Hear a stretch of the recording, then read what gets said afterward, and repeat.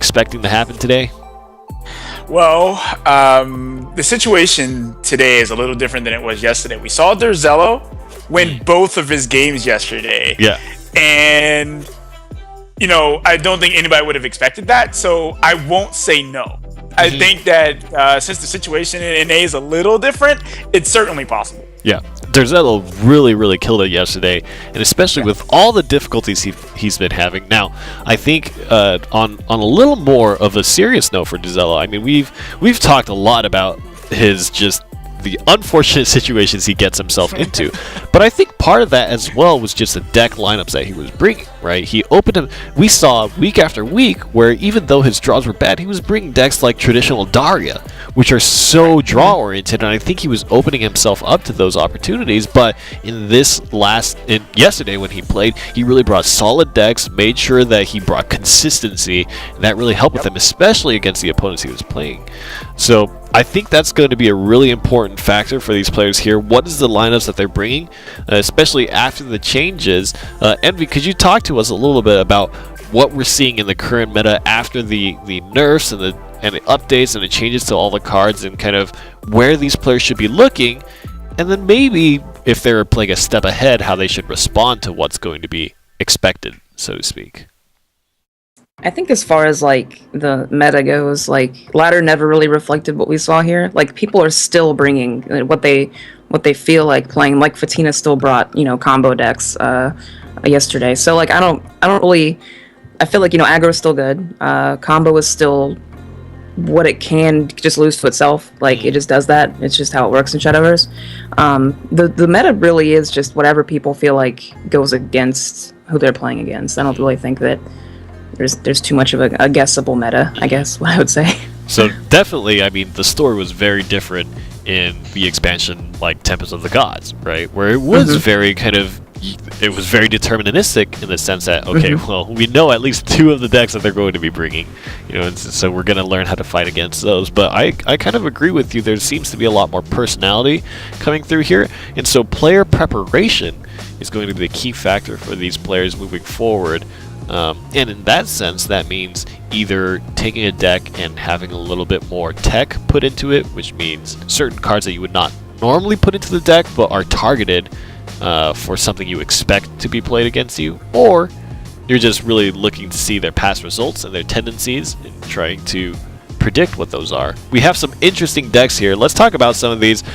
Last week in the mid-season special, we got to see a very special deck that Lest brought. Lest isn't the one that brought it today, but we see another instance of windmills. And I'd like to, just as a way to kind of get this out there, right, in terms of discussion, get people thinking about it. First of all, what is this windmills card? What does it do, Aya? Okay, so it's a 7 play point amulet that says that whenever you play a neutral card, it gains Storm, but at the end of the turn, the card dies. So the card that gains Storm dies. Yep. And so people are playing this card to try to kind of rush down their opponents, and particularly using the card Hamza to kind of get a lot of attack damage on the board and then just swing instantly for 2 play points, doing upwards of 6, 7, 8 damage depending on what your opponent has on board. But what's interesting is Noah is a player to bring this deck, and it seems like he's just kind of swinging for the fences now. At this point, 0-3, he's just doing what he can. The other interesting part about this particular deck is it typical in windmill decks to bring things like Mute and Discard, and I noticed he had Angel Crusher as well. It was just a really interesting lineup. Well, Angel Crusher kind of makes a little sense. I mean, it is neutral, and it can get in for that big swing of damage. I'm not condoning it. I'm just saying it. It's like a really bad Deathly I'm just saying it's certainly that's the reason why. It's like it gains Storm off of the tilting the windmills, and that's it. That is a really bad Deathly Tyrant. Could you elaborate a little more on what you think is very tragic about this card, Envy? Well, first of all, it ditches your entire hand. And really, the only thing, because the thing about tilting at windmills is if you see that card, if you've played Shadowverse before, you know for a fact Hamsa's in their hand, or they're playing Hamsa, right? So you don't want to summon something with 6, 7, 8 attack, because then triple Hamsa can just do 18, 21, 24 to you, right? So Angel Crusher has that, like, you know, surprise factor, like, wow, I've never even seen that card before. and they get hit in the face by it. So, I mean, it's not as good as Hamsa, and it's not as good as Tyrant, but it's got, like, a surprise factor that ditches your entire hand. So it's also... it's like a bad Dragoon. Yeah. It's also not a duck, so that's... It's also not a duck, yeah. That's unfortunate. But we have our first match on the line here. Gengar versus Noah, and Gengar's going to bring Nexus Shadow and Dimensional Shift Rune, and Noah's gonna bring Roach Forest, and this is interesting because he has Homecoming in his list, and then also Mid Shadow. So this is not the game that Noah's bringing the windmills just yet. He's not unleashing the full package of what he has to offer just yet. That's saved for Jay-Z. But in this particular matchup, I noticed we talk a lot about Dimensional Shift, but we maybe have not spoken to the new players about what is this deck, how does it work, and why are they still playing the game 10 minutes later and I haven't gotten to play any of my cards. So how does Dimensional Shift work? Alright, well, Dimensional Shift is a deck where the entire game is based on setting up the combination. The card itself allows you to take an additional turn after it's played, but it costs like 18. So you have to spend literally your entire game trying to set this up. You're going to be playing spells that's going to slow down your opponent. You're going to be playing cards that's going to be spell boosting, which is the mechanic for Rune, which allows you to reduce the cost of your cards. You're going to be doing this the entire game. And in this particular lineup, I kind of find it's going to be a little interesting to see how Gengar is going to fight off against Roach in general, because I believe that's allowed. That's his playable deck. So yeah, it's going to be very interesting to see how he plays around that. Well, let's see if the combo can be constructed and executed here. We're jumping into Gengar versus Noah, and I'm eager to see what decks they kind of start off with. Looks like it's going to be, scary in the scary map, and it's going to be Shadow versus Rune. So he is kicking it off with Dimensional Shift, and Noah looks like he's gone for something that's a little more consistent but changed. He's got Mint in there, so that's kind of an addition that's been, I think, being thrown around a little bit more. But talk to me a little bit about these opening hands in this matchup in particular, guys. Okay, so as you can see from Noah's side, he's got a pretty decent curve, at least from 1 and 2. He has his Necro Assassin to help clear the board, but it's not going to be super useful against Dimension Shift because, well, Dimension Shift is not a deck that relies heavily on playing followers in the earlier part of the game. Right, exactly. Necro Assassin's not really going to get too much value almost ever. Also, kind of playing out Soul Squasher is kind of weird here. Shadow used to have a pretty okay matchup against Dimension Shift back when they could play, like, Bone Chimera Catacombs, so, like, removal didn't get rid of all of your dudes. But Dimension Shift's going to be playing a lot of spells, so it's interesting that he's flooding out into those spells. Yeah, but, I mean, I guess there's a mindset of, well, I want to try to hit him hard and as quickly as possible. What a good top deck. Oh my gosh. That was a good top deck. He had no plays, drawing 2 7-drops. But yeah, it could get to a point where, you know, he needs to do damage. And yeah, for sure. He's not actually doing damage, then, you know. So it's kind of like the risk you have to take when you're playing against D-Shift. Is that, okay, I need to start doing something. That's kind of how the old mid-range sword matchup works. Like, basically, you can't win as sword without summoning things, and you just have to kind of overflow the board, which is what I was talking about with, like, Bone Chimera and Catacombs. And I think that Shadow probably still has an okay matchup against this, as long as, like, as we can see, Dimension Shifts aren't even in Gengar's hand yet. So he's going to have a problem actually ending the game while Shadow's getting up to 7, and flooding out with, like, Thane and Eekter. It's going to probably work out better for Noah. Yeah, well, we can see from Noah. Noah has, you know, he has his 2 Thanes in hand, and that's going to actually be very crucial against Gengar, especially with Gengar's hand is the way it is right now. Yeah, his hand is shaping up to garbage. Yeah. Yeah, he doesn't have his combo, and right about now is when you want to have that D-Shift in your hand, is at the turn 4 to turn 5, so you can start spell boosting it and this, that, and other. But it just seems like right now he's just drawing dead. And we actually did see Gengar go through this before in a match, Yep. and he actually managed to win that game. So maybe he'll have some luck this time with that. It is still possible. Dimension Shift is once it's actually online, is extremely explosive. But if you dirtle too long, if you take too long to get it online, then you just lose. Yeah, That's an interesting card. Dead Moon's Disciple. Well, for the audience who doesn't know, what Dead Moon Disciple it has fanfare. It gives a follower that you have in play the ability to just ignore ward. So it doesn't matter if they have ward. They can have 6 wards in play. It doesn't matter. Your follower will just ignore it. And what I'm thinking is, since there's very likely have definitely Tyrant in this list, that's why he has the Dead Moon Disciple. Pair it with that. Ooh. He finally shift though. He found D-Shift, and he's also holding double Sorcery Cache, but he didn't go for double Sorcery Cache. He inset into a Merlin. I don't think Merlin's the play. I guess it is.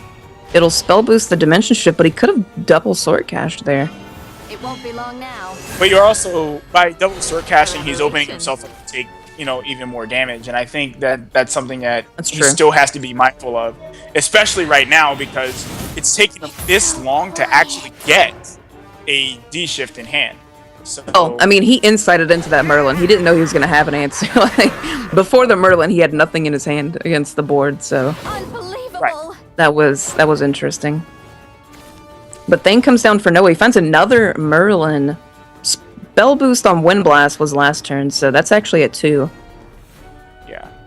I don't think he's going to want to play the Merlin here. Here goes a Sword Cache. Insight finds a Conjure Golem.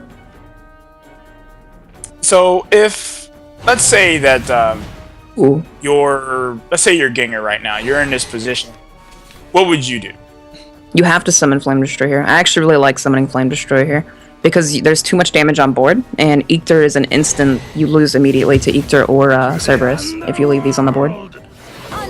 You actually just lose to the board, literally, so. Well, as we can definitely see that Noah has Ektar in hand, and he's about to take even more damage off of that white, and oh man. Well, it's actually just lethal. Yeah, this is his game. He plays Ektar Evos. He plays Ector or Cerberus.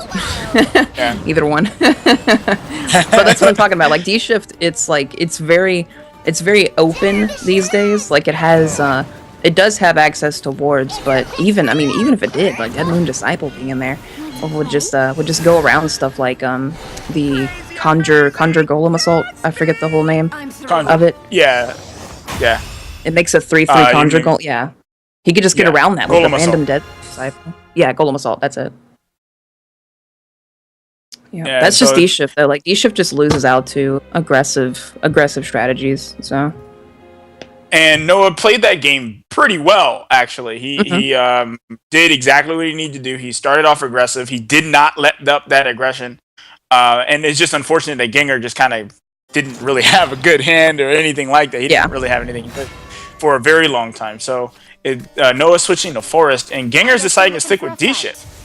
Time for me to prove myself. He has stuck with D-Shift. I mean, I would honestly say Noah's got another good matchup here. I think Roach is a little bit faster than D-Shift. Yeah, it's at least... Depending on what D-Shift draws. Well, on most turns, or most games, Roach tends to be like at least one turn faster, because they're going to be taking damage throughout the game. Exactly. That's just kind of how the deck sets up. So D-Shift is not a deck that, in the exception of Bottles, who was playing, Abomination and all that, it's not a deck that generally is going to be doing a lot of damage in the early game. So yeah, it's generally at least one turn faster. But his hand's not shaping up like that. Absolutely atrocious hands. It's just I was like, his hand's not shaping up like that. It's pretty bad. That's a pretty good draw. Can play that next turn. He didn't have any this turn, and Sword Cache onto a Fate's Hand, finding a D-Shift. That's so good. Yeah, that was great. So now he'll be able to start spell boosting the other cards in his hand. He got another Fate's Hand. He's got a Conjure Guardian I believe, and he's got a D shift that he can start. He can cast to start. I mean, he can't cast a D shift, but he can cast the other cards to spell boost the D shift. So yeah, he can start working on casting D shift. Right. But yeah, Which is super kinda important. So the whole point of Dimension Shift is to actually have that card in your hand and start spell boosting it early. Yep. And we saw, as we see right now, Noah's hand is kind of whatever. This is actually the type of hand that Gengar wants to fight against. He didn't see any fairy circles in the beginning of the game. No Widow Brambles. No nothing. It just Wow, he even finds a Fiery Embrace for later on. That's really good. His hand's starting to shape up a lot. Fingers. He does have Abomination in here. It's pretty sweet. Goes for a pre-boost. I imagine usually 0 play point Fate's Hands. You save those for the following turn in case you draw into a spell boost card on your draw. And I think he was looking for a Conjure Golem, if I had to guess. I don't think he wanted to play this Conjure Guardian and wanted to instead play Conjure Golem. If I had to guess. It's certainly possible. But I think this is going to be a turn where Noah's going to start, actually pressing some damage. Yes. He's going to at least do 2 damage this turn. And, it's actually really good. Now he can actually, start applying some pressure to Gengar. But, again, he kind of started a little late. Yeah, Gengar's not holding any Wind Blasts. He does have Kaleidoscopic Glow into Abomination, which can set up Fate's Hand next turn to trigger Abomination. He's going to go for just Levi, which is much safer. Gets the damage off the board already, so... Honestly, I'd be pretty surprised to see if this Abomination actually, gets played. I don't think it is that surprising. I mean... He has Fate's Hand in hand, so I actually could see it. Well, I guess. It won't be long now. But from my perspective, I would be like, okay, I don't want to be wasting play points on not spell boosting. So... Yeah, I feel you. Ooh, Insight is huge.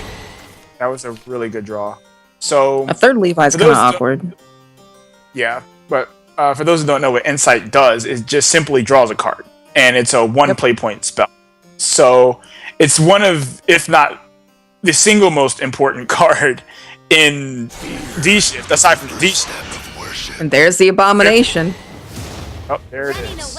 Is okay. Because he'll draw into 8 next turn, he can cast Fate's Hand, trigger to 9, and immediately trigger Abomination. Yeah, but Noah can just simply Will of the Forest this. But that is a wasted turn. But that skips his turn, so... Yeah.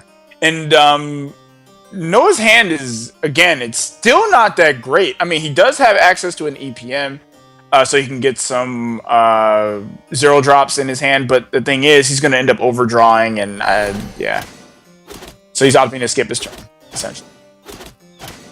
Yeah, I mean, I don't know if I'd exactly call it not that great. He's got Goblin Mage, which fetches only Roach into Roach, and 2 bounces in hand as well, so if his play points just start getting up there, his hand can shape up, especially if he evolves EPM or Fina next turn.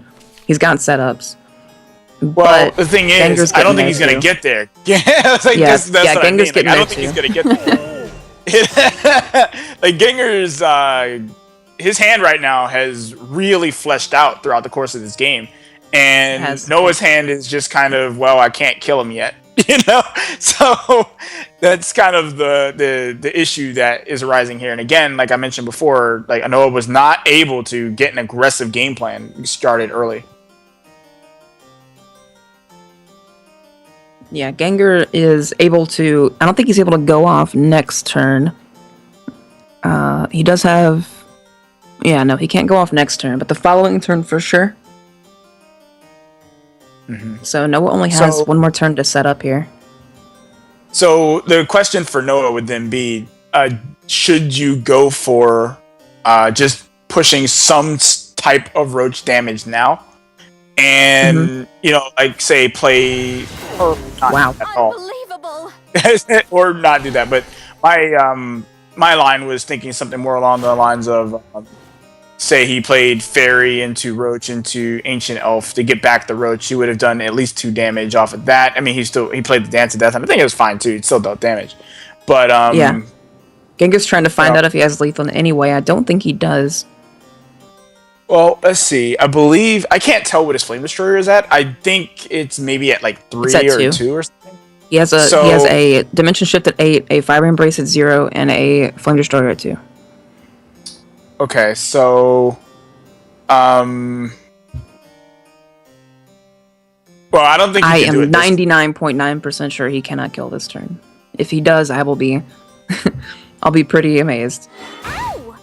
I imagine he attacks with this in Kaleidoscope, it glows it back to his own hand, drawing a card, finds a Witch Bolt, which whiffs. That's not what he wanted. It's not what he wanted. He may go for a Levi Evolve Fireball just to spell boost again this turn. Or he may save the Evolve because he has Levi. I don't know. If you expect, I find it kind of difficult to. Sorry. It's weird. It's really weird. I don't know. Like, do you expect to die to Roach combo? On the back draw, finds a Nature's Guidance. That's really, really bad. Wow. Oh, man. This is where you insert all the sadness that you can muster.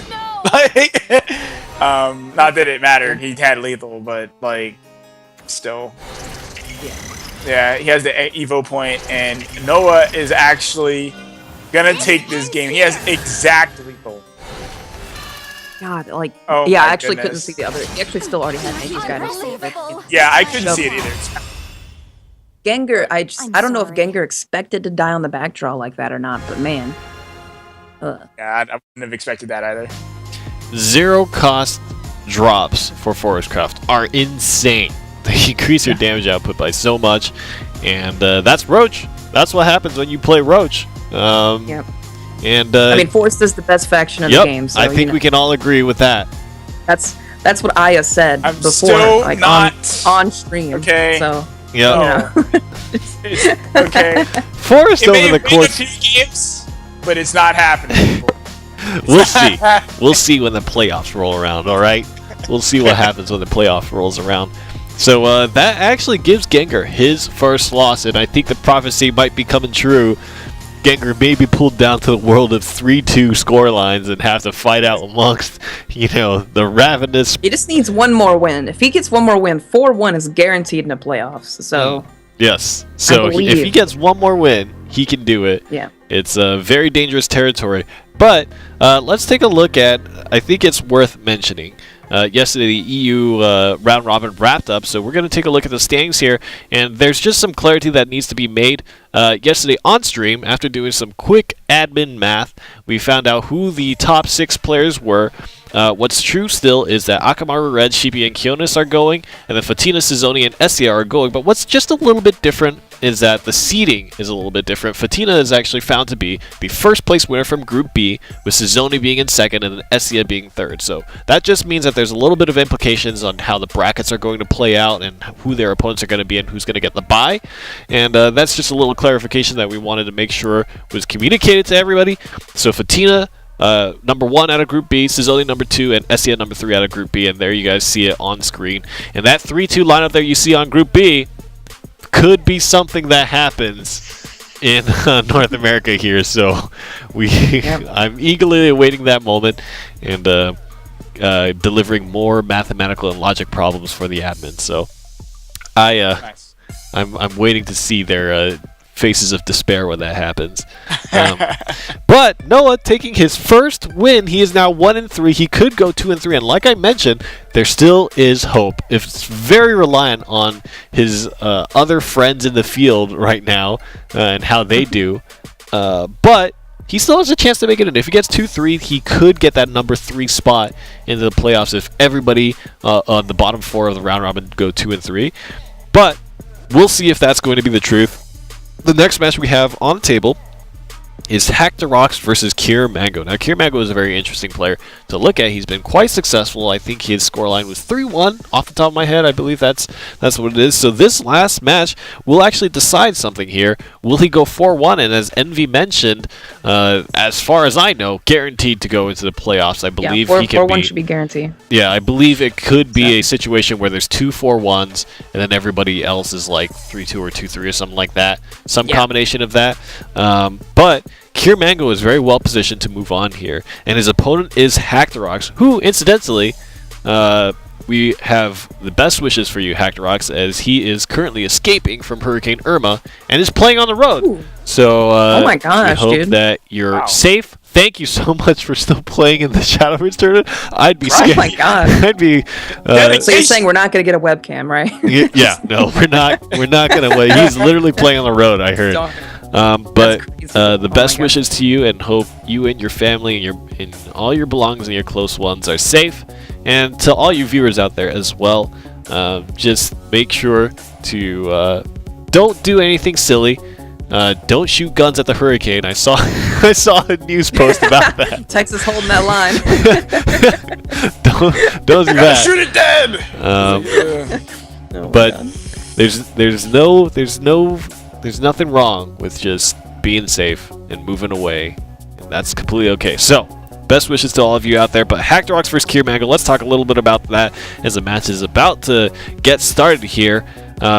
Nexus, Shadow, and Burn Rune is what Hackterox is fielding against Kier Mango's Dimensional Shift Rune and Dread Dragon. So, what do you guys think are these deck lineups that are being fielded here? Kier Mango is a player who's talked about his preparation is very important to him, as well as kind of making sure that he keeps unpredictable. He talked about bringing aggro early on and then switching it up in the later stages of round robin, playing more control, some more complex decks.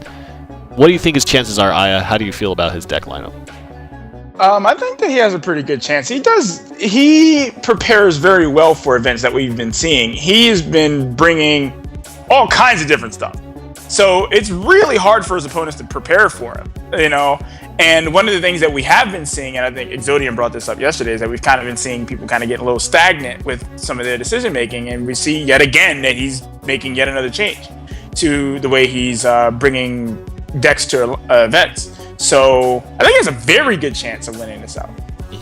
How do you feel, Envy? Is there any hope for Hackterox, or do you think Kier Mango is just going to continue being dominant here? Yeah, actually, for Hackterox, I actually like the fact that he brought Nexus. I think people kind of forgot how good, because of Ector, people were like, wow, Shadow is such a good faction now that we have Ector, right? But before that, Nexus, I gave Nexus a lot of stuff, right? I was really harsh on Nexus, but she's actually really good at beating Dragon. She's really good at Dimension Shift because the deck plays 3 Cowies.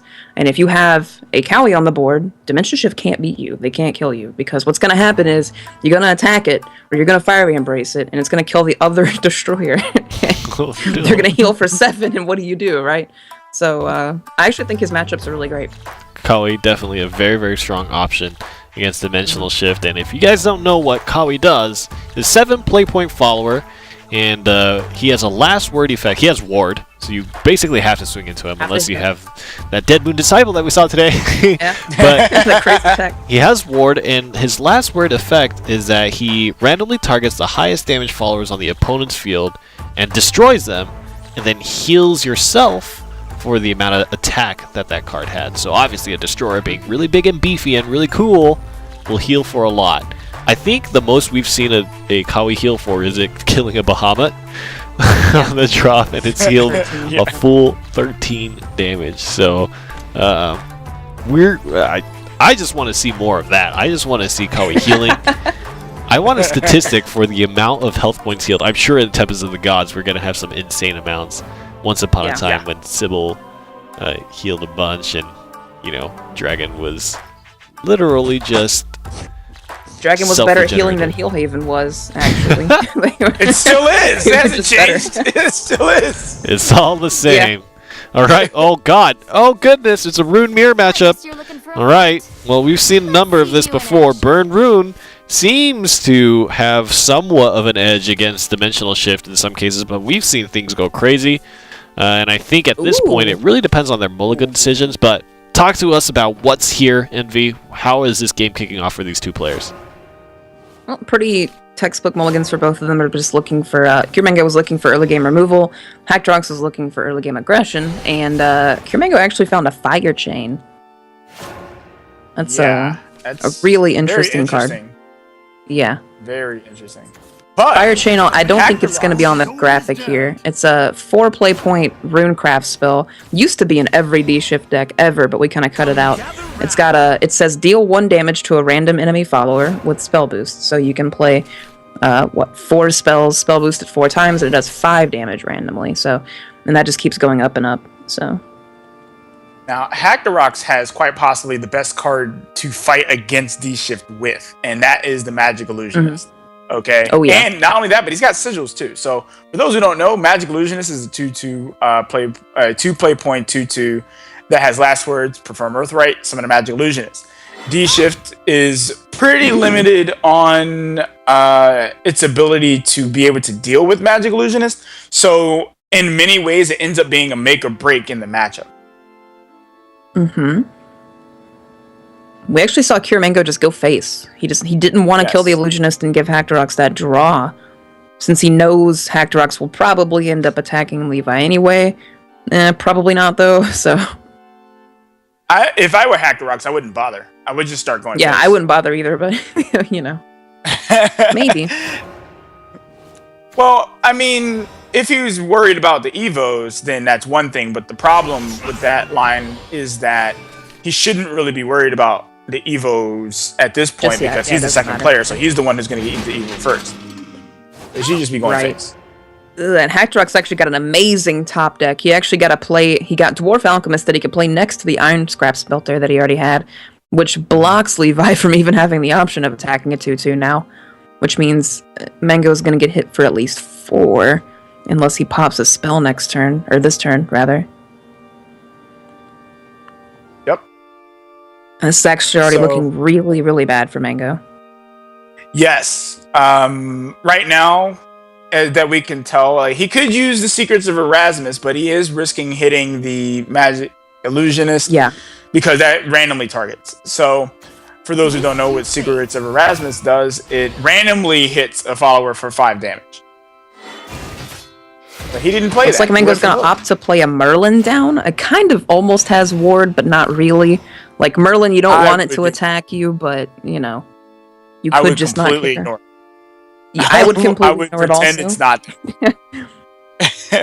I would kill the Hackdrox Levy. could do a total of 9 this turn, and that would be insanely powerful. So it would. I would kill the Levy 100%. Oh no, I wouldn't have done that. I would have burned his face. He's actually going to opt to kill both of them. Wow. Oh. Okay. I would have melted his face into oblivion. He could have pushed him. I can see this line. I can see this because he may just go, okay, I don't want to leave the Levy in play. The Merlin, I don't think would have been as much of a concern for me. I don't think. I think just pushing as much damage as possible would have just been the right line, especially given the option. Well, that's game. That's literally a game. Yep. I think that Hackdrox correctly identified that Mango has not spell boosted at all the entire game until this turn. So killing Merlin and Levi there got rid of his board options for any spell boosts. And now Hackdrox can just, you know, breathe easy knowing that Fate's Hands are still costing 3. Fire Chain doesn't do anything since they know deck lists. So he can play around these cards.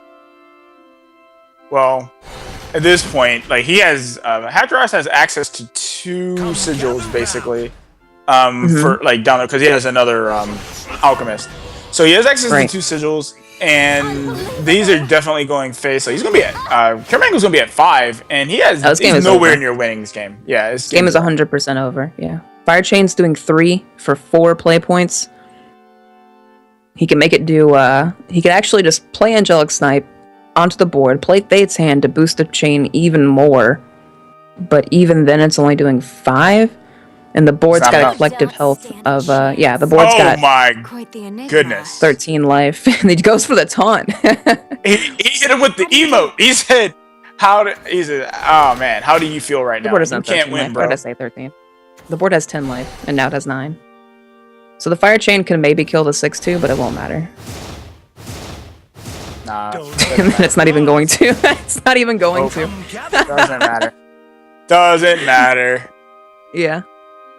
So Hackrock showing a little personality there, even though he's not on camera. He hit him with the emote, telling him he didn't stand a chance. Poor Mango. Yeah, that had to be I would say that was a pretty, harsh loss. But that's just kind of what happens when you play D shift. Sometimes that scenario where you just don't get the cards that you need, or even rather that you want, and yeah, it's just really bad. But it happens. Yep, it's just unfortunately combo decks in Shadowverse just kind of happens. But we'll see if Mango decides to bring Dimension Shift again. He does have Dragon, but now he has to get through Shadow, and that's the deck that I said had the better matchups. So, yep. We'll see. It's not like Burn Rune was a bad matchup or anything. Obviously, I think anybody can watch that game and realize it was probably fine. But Nep Shadow's pretty good. It is. So Mango I really can't has imagine to consider... Mango will bring Dragon. I think he'll bring Rune. Well, actually, Again. I guess that depends on what Mango's lineup is. I want to actually take a quick look at what his Dragon list looks like, and that would determine whether or not he would pick it. Let's see. Okay, so Mango's list is not a Storm Dragon list, but just a regular old... They kind of like the current list. So, yeah, I don't think he would want to play... Just for the Rune. Yeah. Yep. Mother, father, come on. I guess He does have to win with both anyway, but I feel like Rune Chimeras. Oh my gosh. Wow. Okay. He has Chimeras. Mango's been getting tips from Derzello. I see it now. You mean Sazone? That was Sazone's tech. No, it was Derzello. Derzello brought it. Yeah. He was playing But Daria. Sazone admitted in the chat afterwards that he told Derzello to play those. Ah, I see. They were terrible for him. Sony sabotaging other players, I see. Okay. Mango's hand is just absolutely terrible. He can't catch a break with these draws, man. I mean, he does have the kaleidoscopic glow, so he can, bounce that back and draw another card, but... Gets a Fate's hand. That's okay. Also, as long as Hackdrox, never mind. I was gonna say if Hackdrox doesn't drop a 3-drop here, then Mango could just bounce again and cycle again, but... I mean, there was no reason for Hackdrox not to play Attendant of Night. Yeah, sure. Yeah, definitely. Alright, so... face. You don't want to hit the Attendant with that. No, you don't. So, to explain to people what Attendant of Night actually does, it can only attack the enemy leader and followers with Ward, and it has last word summon a Lich. And a Lich is simply a 4/4. That's it. So, when it dies, I like this. Aggressive. Yeah, it's really aggressive, but it's good. Unbelievable. Yeah, it's incredibly good against D-Shift. D-Shift has very limited answers to be able to deal with the Liches and these last word guys. Like, they can't bounce them. They have to trade into them or kill them or something. Mm-hmm. It's just sad. And he does have an answer. You could Angelic Snipe face, summon the Golem, Wind Blast the 3/3, evolve the Golem, go over, and that would also leave up a Ward Golem to protect from the 1/1. But I'm not sure if he's gonna go for that line. That's the most protective line. I don't know if he's gonna go for a Fate's Hand play or not. Oh, he's actually gonna pop the Lich now. Wow. That's not necessarily bad. Him popping the Lich here allows him to play the Conjure Oh, Guardian. he goes for a Fate's Hand. He's gonna save Wind Blast, I think. Well, it depends on what his Wind Blast is at. It's at 3. Now, Okay, now it's so- at 3. You're done for. Alright, so Or he's no. going to trade into the Lich. It's at 4 right now. Yeah, he's gonna trade into this. I guess. Yeah, that's interesting. It does get rid of power still. It's not terrible or anything. No. Lyrio coming down. Get 3 face And again. more damage. He's going to have a much harder time dealing with this Attendant of Night, though. A much harder time. You can get rid of it now, actually. Merlin into Wind Blast gets rid of it. It does, yeah. He could also Levi it. He can evolve Levi, use the Crimson Sorcery Is and that attack really? it. With Yeah, it is. I can't see cards. Sorry, but it's a bit difficult at the moment. Yeah, he's doing another fire chain, but he still doesn't have a D shift in hand. He doesn't. Like, Yeah. Now. So at this point, it's kind of just he's not going to be able to. Wow, he would have much preferred that have been a D shift. He actually might attack Lyriel here. Well, it would keep her in play for sure. Yeah, exactly. And looking at Hackrox's hand, it actually wouldn't be that bad, but Death's Breath is going to be pretty explosive next turn. Even though it doesn't summon the ward, just summoning 3 zombies for 6 play points is pretty strong. I don't think it really needs to have the ward at this juncture. Again, like Doesn't, for right yeah. now, he just needs to be more aggressive. And Kirmango is really got to consider what his priorities are. Is it preserving damage and getting, because I think he would preserve a bit more damage taking out the Lich, but it looks like he's opted to, I'm not taking out the Lich, but taking out the Attendant. And he has no But, evolves left, so he's just going to play Levi out. I like this.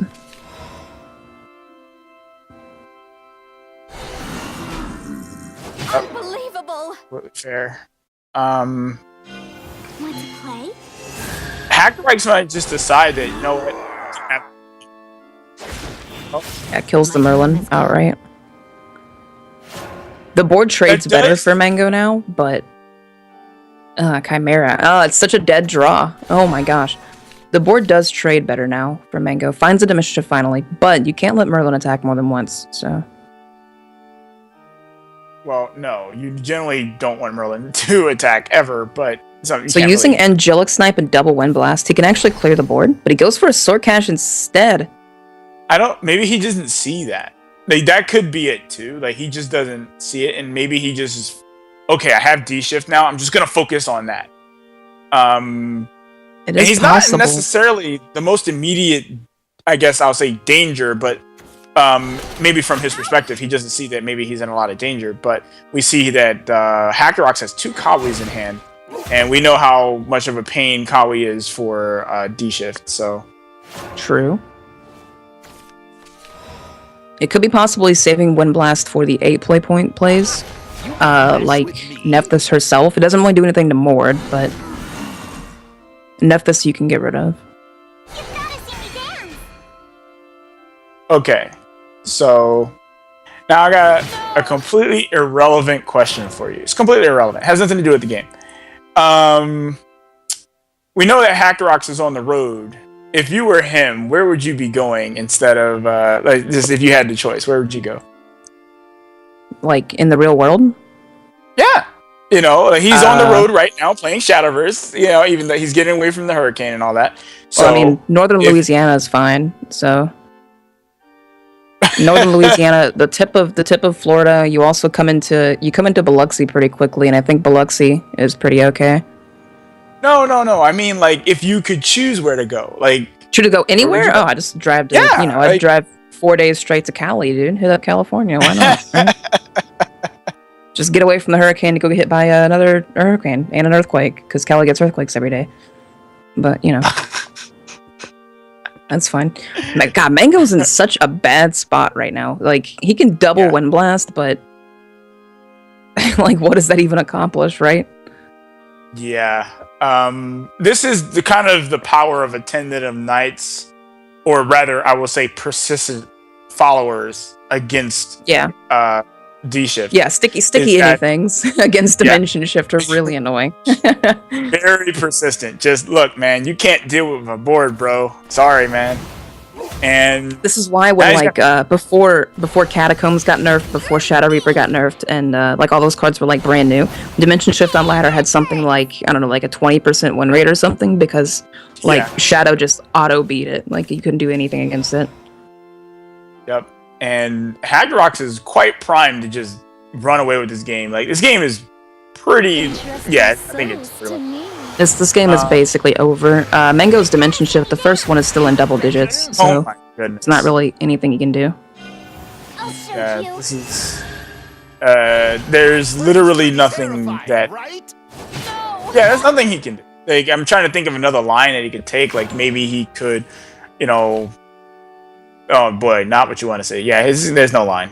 Realistically, I would love for someone who's been playing these chimeras to rationalize the chimera for me. Like, please, somebody tell me why these chimeras are showing up, because I am not seeing it. Okay, it's okay. I'll give you a very bad reasoning. It can be a proactive play. Okay, so it can be proactive. It can also be Evo to take out something else, so it can be kind here it is like at 2 play. It's gonna be at 1 here, so it's actually gonna be slightly useful if he wasn't already dead. So I guess if you get multiple ones, if it could evolve, he would almost not be dead. Enjoyable. He can almost not But be I dead, just- except his opponent Has. has. Wow, and then he hits him with the taunt. You should And then he hits him with double taunts, actually. Oh. Hactorox He's gonna do it on the road. He just hits him with the taunts. Oh my Oh gosh. man, Actorox, I respect it, man. On the road, hitting him with taunts. A tough loss for Kier Mango. I feel like Dimensional Shift was just not the deck that he wanted to bring today. It just could not come up with any answers. I think these days people are playing relatively, at least, aggressive enough for D-Shift, right? It does seem like the flavor of the month to be pushing kind of faster paced decks here, which is a little interesting because I think at the time where there was a lot of Vengeance Blood and a lot of those decks, it didn't seem quite as bad. Maybe people were just running neutral and Burn Rune mostly though. But Well, there's a little bit of a They were. difference. There's a little bit of a difference. So, yeah, like at the time, there were people playing more open to playing slower type of decks, like the whole Neff deck and this, that, and other. And right now, what we've just seen, and we saw it with Gengar as well, that they just aren't drawing well, and that's the problem with D-Ship. yeah. You know? Losing to yourself. Why are you hitting yourself? Please. There are reasons to not abuse yourself, and you should seek help if you need it. You should seek that. I thought it was interesting that Hactorox's taunt was, "You should come on my adventure with me," because he is he's on an adventure right now. He's on a road. He is.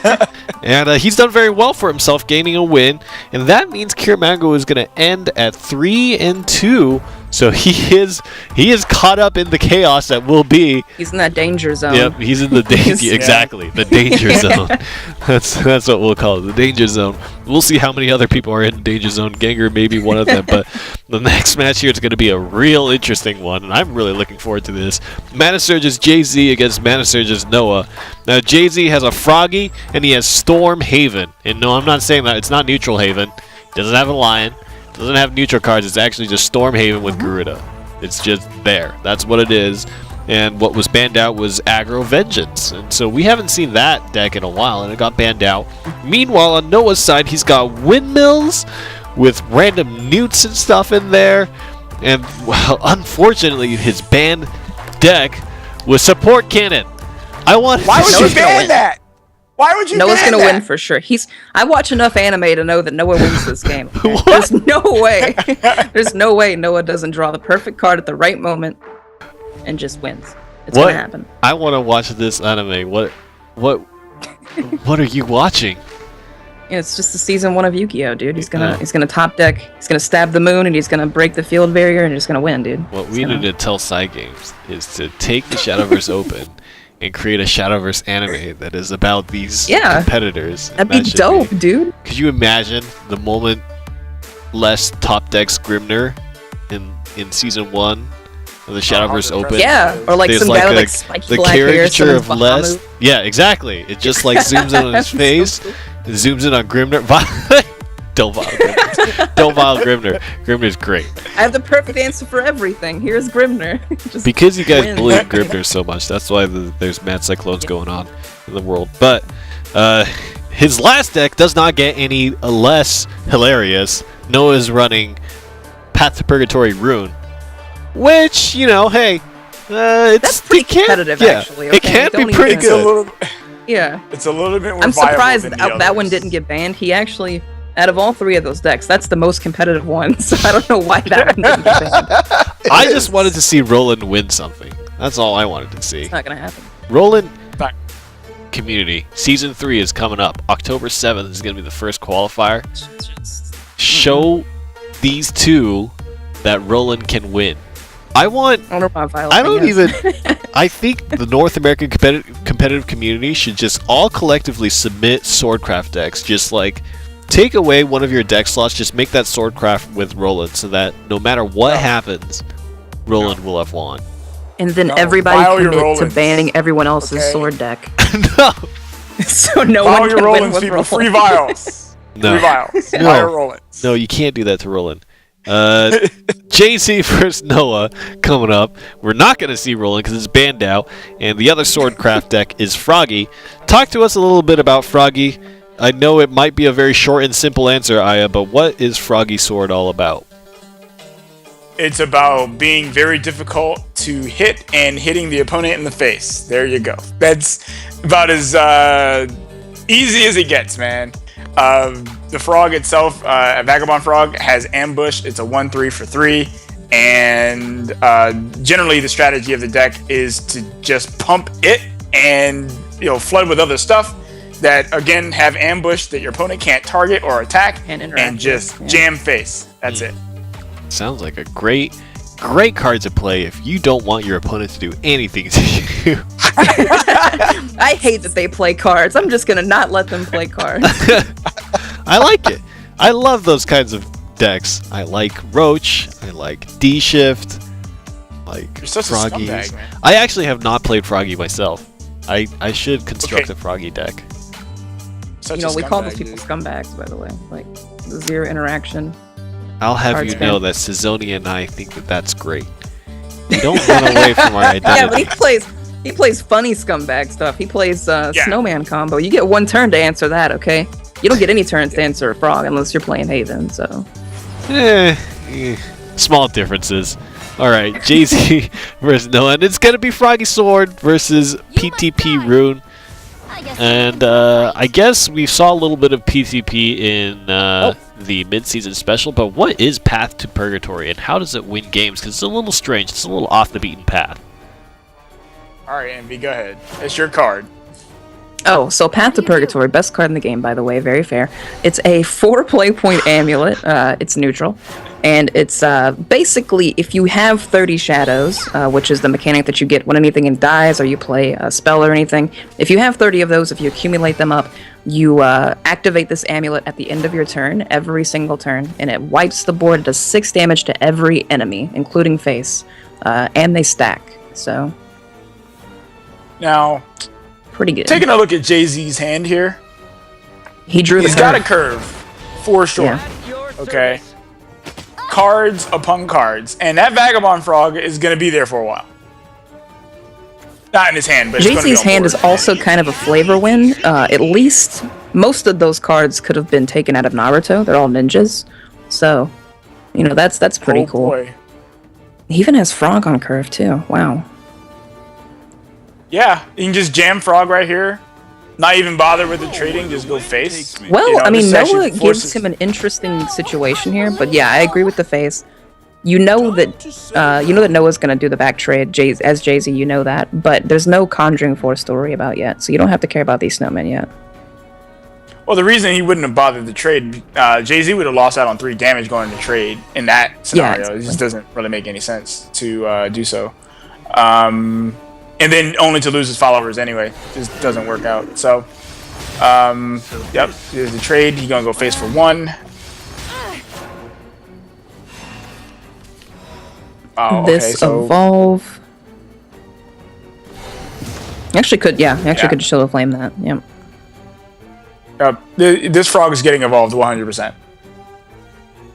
More than likely, yes. There's no way. Yeah. There's no way he's not evolving it. Noah's shaking his head over there. Shield of Flame, an extremely powerful card if most of the followers in your deck are ambush.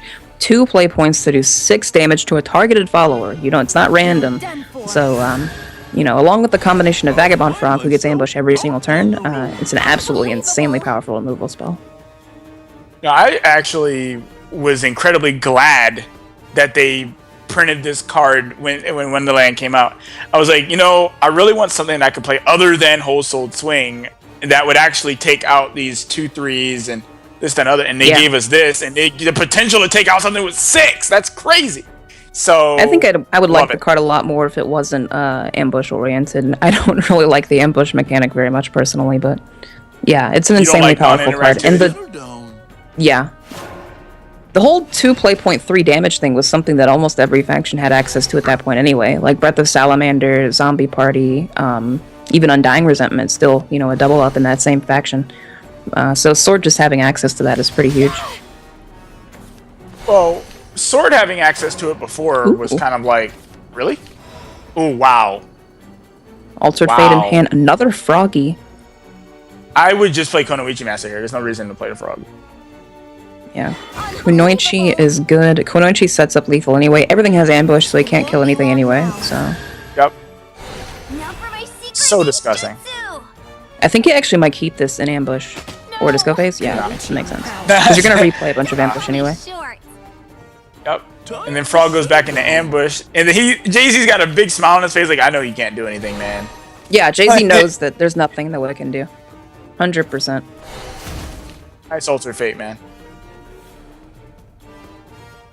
Yeah, Noah's if like, Noah okay, randomly it just passes the turn. If Noah randomly had like a fire chain or something, he could do something, but he doesn't have access to that. So ambush is just not interactable for him. Well, no. It's kind of, the point. Or at least he didn't BM him. The little yeah, at least, right? The little things. So Jay-Z very handily taking that game. I wonder if Noah will switch over to the Dragon list, since we know that support cannon. Why you would ban that, I don't know. So questions, but okay. Well, I mean, Jay-Z gave Noah. Yeah. Actually, no, Noah didn't switch. I was gonna say Noah could have switched, but he didn't. Well, Stormhaven against Dragon in general is just pretty good. Holy ramp, Batman. Yeah, that's a lot of ramp in hand. Yeah, it is. It is pretty good. I mean, if Dragon can stabilize, though, it's basically over, because it has a lot of healing, so... Well, we do see a lot of ramp in Noah's hand. So he's definitely going to get to those higher play points really early. Oh my goodness, more ramp. He just needed more ramp, Yeah, but he actually is basically dead already, so... Yeah. Because Jay-Z has managed to draw the best curve possible. If he hits like tea time next turn to have in his hand, he has the best curve possible. Yeah. Now if you look at Noah's hand, it is stacked with ramp, but that is not a good hand versus this. You know, it just isn't. Not a good hand against this. He's going to have to play the Sybil, at least from what you can see right now. He's going to have to play the Sybil to trade.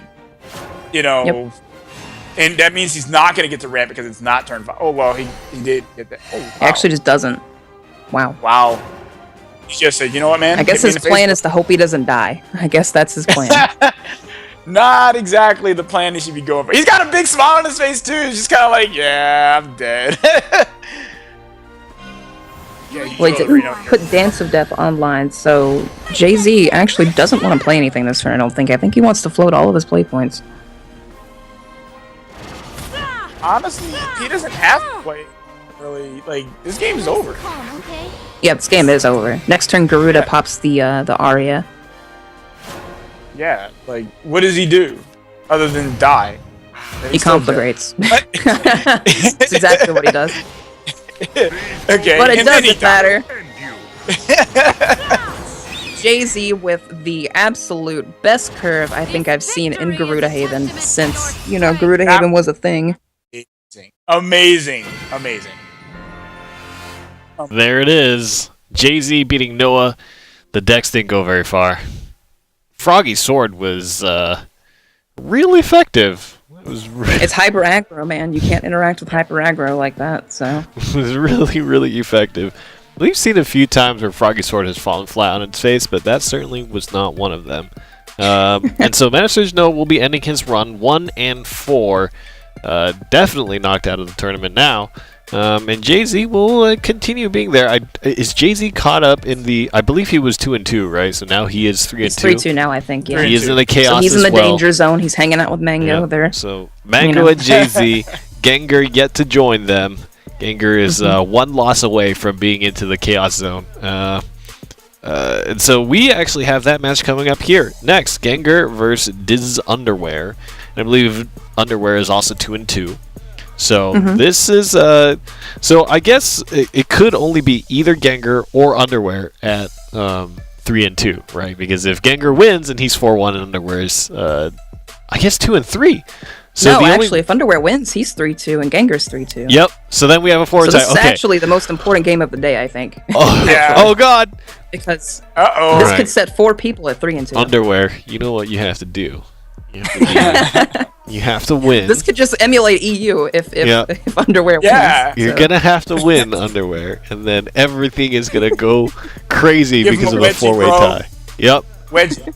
Yeah, give him the wedgie. Yep. Give him the straight up wedgie. All right, Gengar for this particular match is going to be running a very interesting Shadowcraft deck. I don't know if you guys had a chance to really look at it, but it seems very aggro-oriented. It's definitely not anything we've seen before in the Shadowverse Open, that's for sure. With the highest cost card being Cursed Soldier, which is a necromancy proc that does damage to face, and it seems like, based on my very, very expert appraisal from the years of experience playing Shadowverse, because it's been out for that long, Wow. it seems very focused on doing storm damage, face damage, kind of like pseudo burning.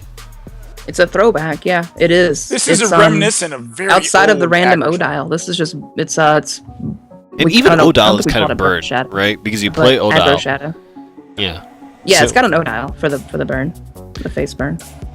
It's interesting. Very aggressive lineup. Gengar's 3 decks were Neutral Haven, very aggressive, right? Burn Rune, of course, very aggressive, and then Aggro Shadow that we haven't really seen. I mean, there have been Aggro Shadow lists, but they've been much closer to Ector lists than anything to do with this. Against Underwear, playing Vengeance Caribos without the bats, right? There's no bats in the deck, and then Neutral Sword. So these two just they're the kinds of players, you know, when you play games and they're just learning the game, you know, you have those friends out there, right? Just try to play a video game together, and all they do is just they beat each other up. They have no regard for safety or defense. Oh yeah. They I know just those people. Yeah. Mash the attack button over and over and over again, and then they just see who wins. They just we're just gonna attack. That's They you. pick the biggest, beefiest That's me. grappler and just try to Hit grab them. you every time you Yep. get close. Hit them in the face or other parts of the body as much as I want Yeah. because they won't stop me anyway. So That seems to be the matchup heading into Gengar vs. Underwear, which we are getting underway very, very soon. I'm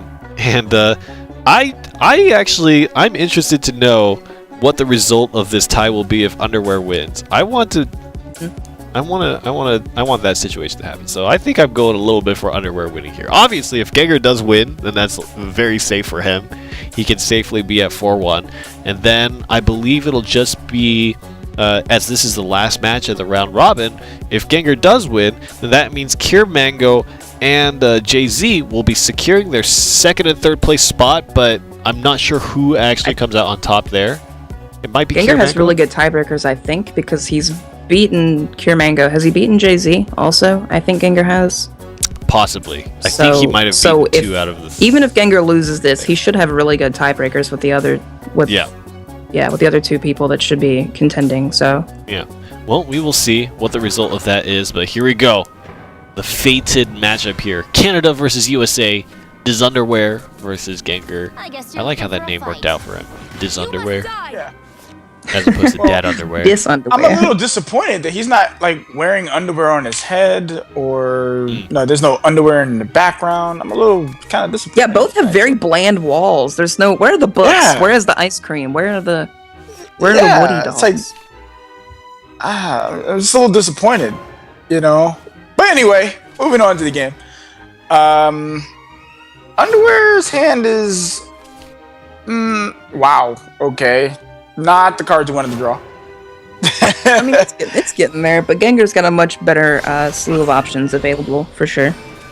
Well, the thing is that when you're playing neutral sword, you don't really, especially when you're going second, you don't. Oh, okay, that was a good draw. But you definitely, usually don't want to be playing your Maisie out early. Oh yeah, for sure.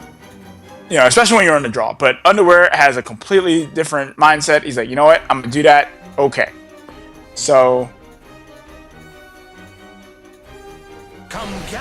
Ooh, Gengar's going for the Earth Essence into the Illusionist. I actually like this a lot instead of just playing Red Hot or Goblin Mage.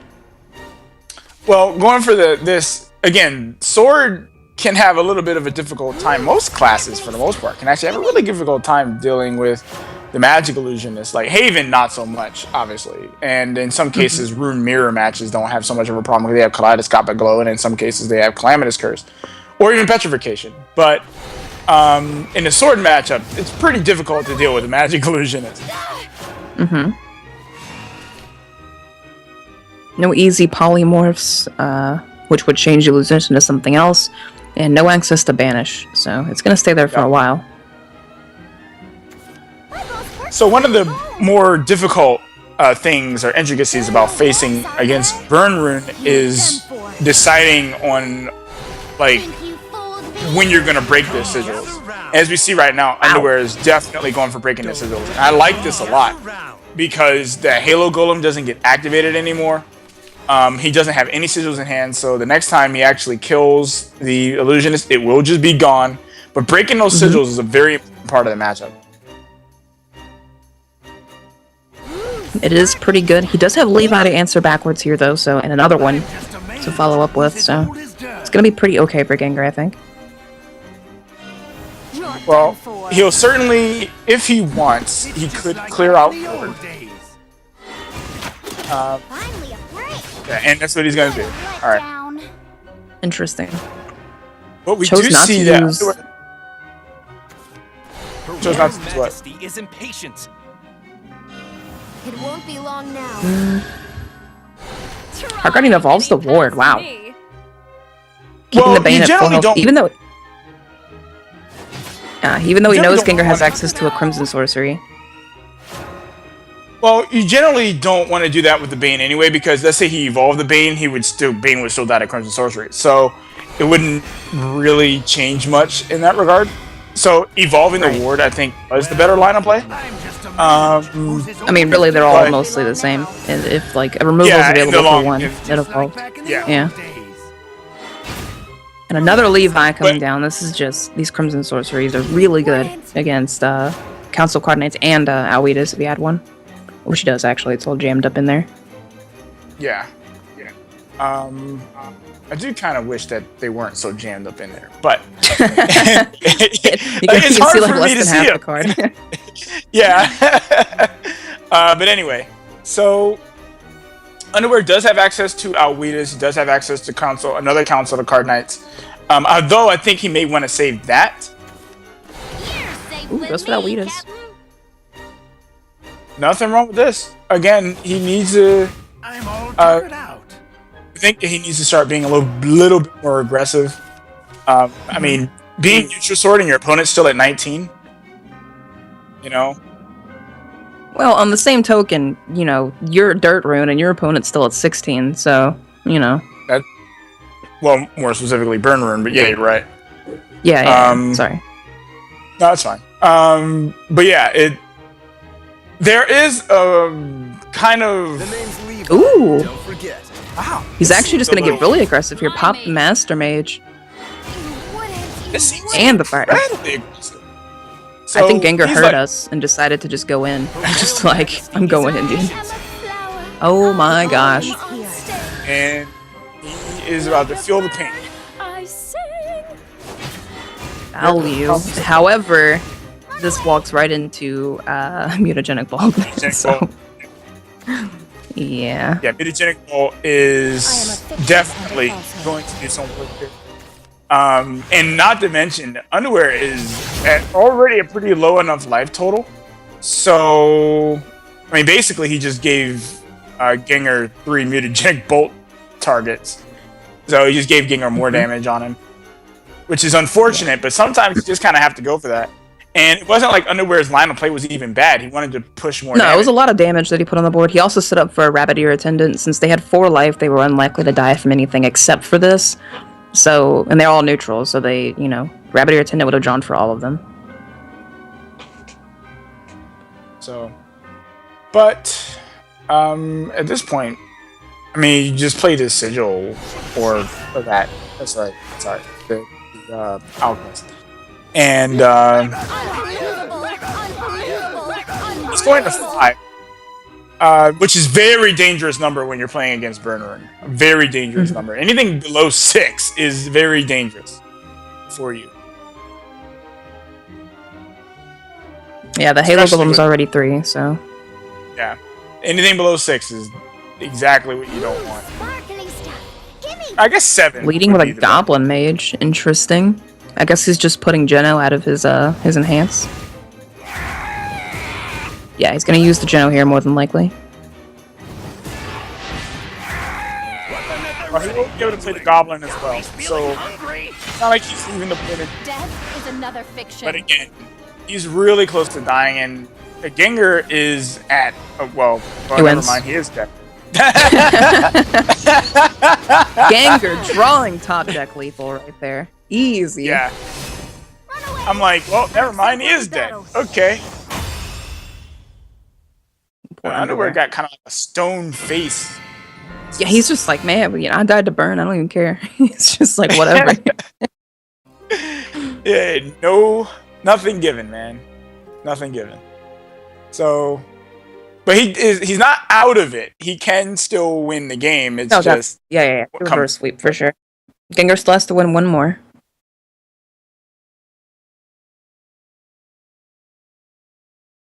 All right. It's a pretty good sigh of relief for Gengar, though, getting that first round. I'm sure he feels good about it. Or he should. I mean, but he's about to be playing aggro Shadow. He is going to. You must die. Depending on where it's wow, that's the kind of curve you want to draw in. He kind of got the draw, so.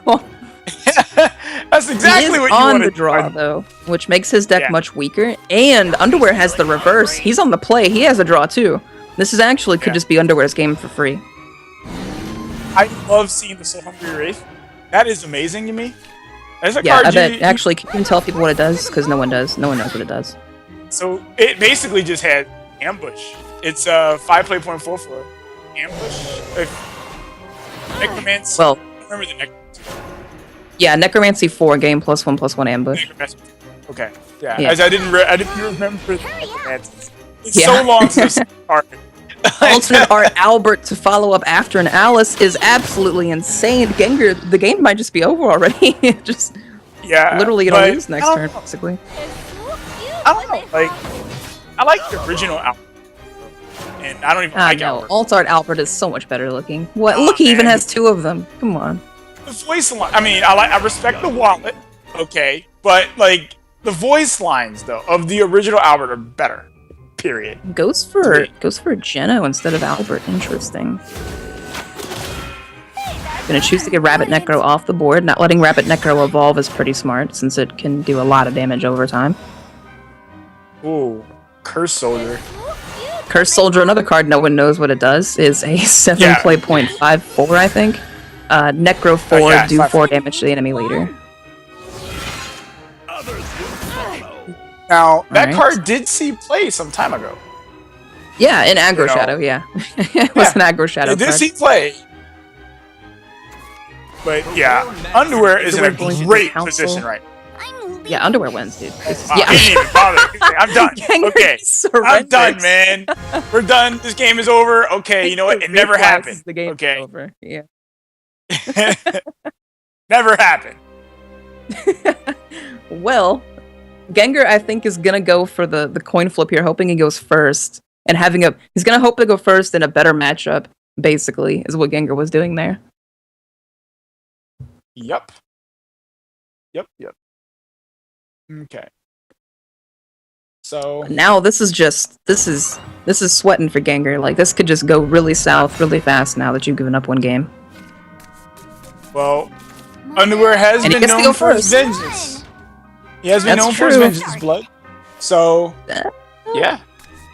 His hand is kind of bad. Ugh. Yeah. Not what you It want. could shape up to be better. Ooh, is he really mulliganing the whole hand? He is mulliganing the whole hand. And it wasn't that bad I mean, for him. Only up is bad. Gengar? Well, I can see why. Yeah, what a draw right there, right? If Gengar gets a 3-drop, he wins. It's over. Well, I don't know. I wouldn't cash that check yet. The thing is that... Oh yeah, Spiderweb Imp is pretty strong. That's basically a 3-drop. Yeah. And what I really like is that, even for myself, I think that Vengeance Blood kind of plays... I think it plays fine on a draw. It's not, perfect, but I think it plays fine on a draw. It can. Yeah. It plays fine on the draw. Yeah, I'd agree. Okay, Gengar's draws are getting a bit weaker here, and because the 2/2 Dark Confidant, that's not Dark Confidant, 2/2 Dark Summoner, whoever her name is gonna die. This Catacombs is very weak. I don't know why I called her Dark Confidant. But she got the dies wrong for game free in mind over there. That's a way better card. Way! It's a way better. Another Cerber, another 5-dropping. Gengar's hand is looking really clunky now. Yeah, it is. But at This is least looking he has very good serves. for this underwear.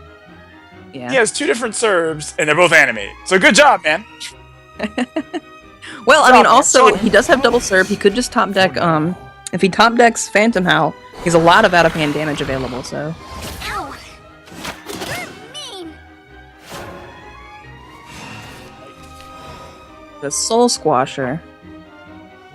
I think he probably should play the, I don't know. I think he could play the serve here. Really, no reason not to. Oh, a little wild. Yeah. Establishing Coco Mimi into your hand is really good. Even though you take the 1 damage for it, I think it's fine. No, I think Underwear has done a pretty good job of holding the game down in this position. Being second specifically, he's done a very good job of holding the game down. He's got 3 Evos remaining too, so it's not like he's not going to have the ability to, this can get flipped into Underwear. I mean, this is very much in Underwear's favor right now, I think I'd say. Right.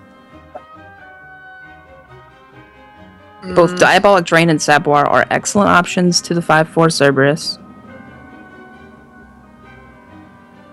He doesn't even have to evolve. He could evolve for some phase.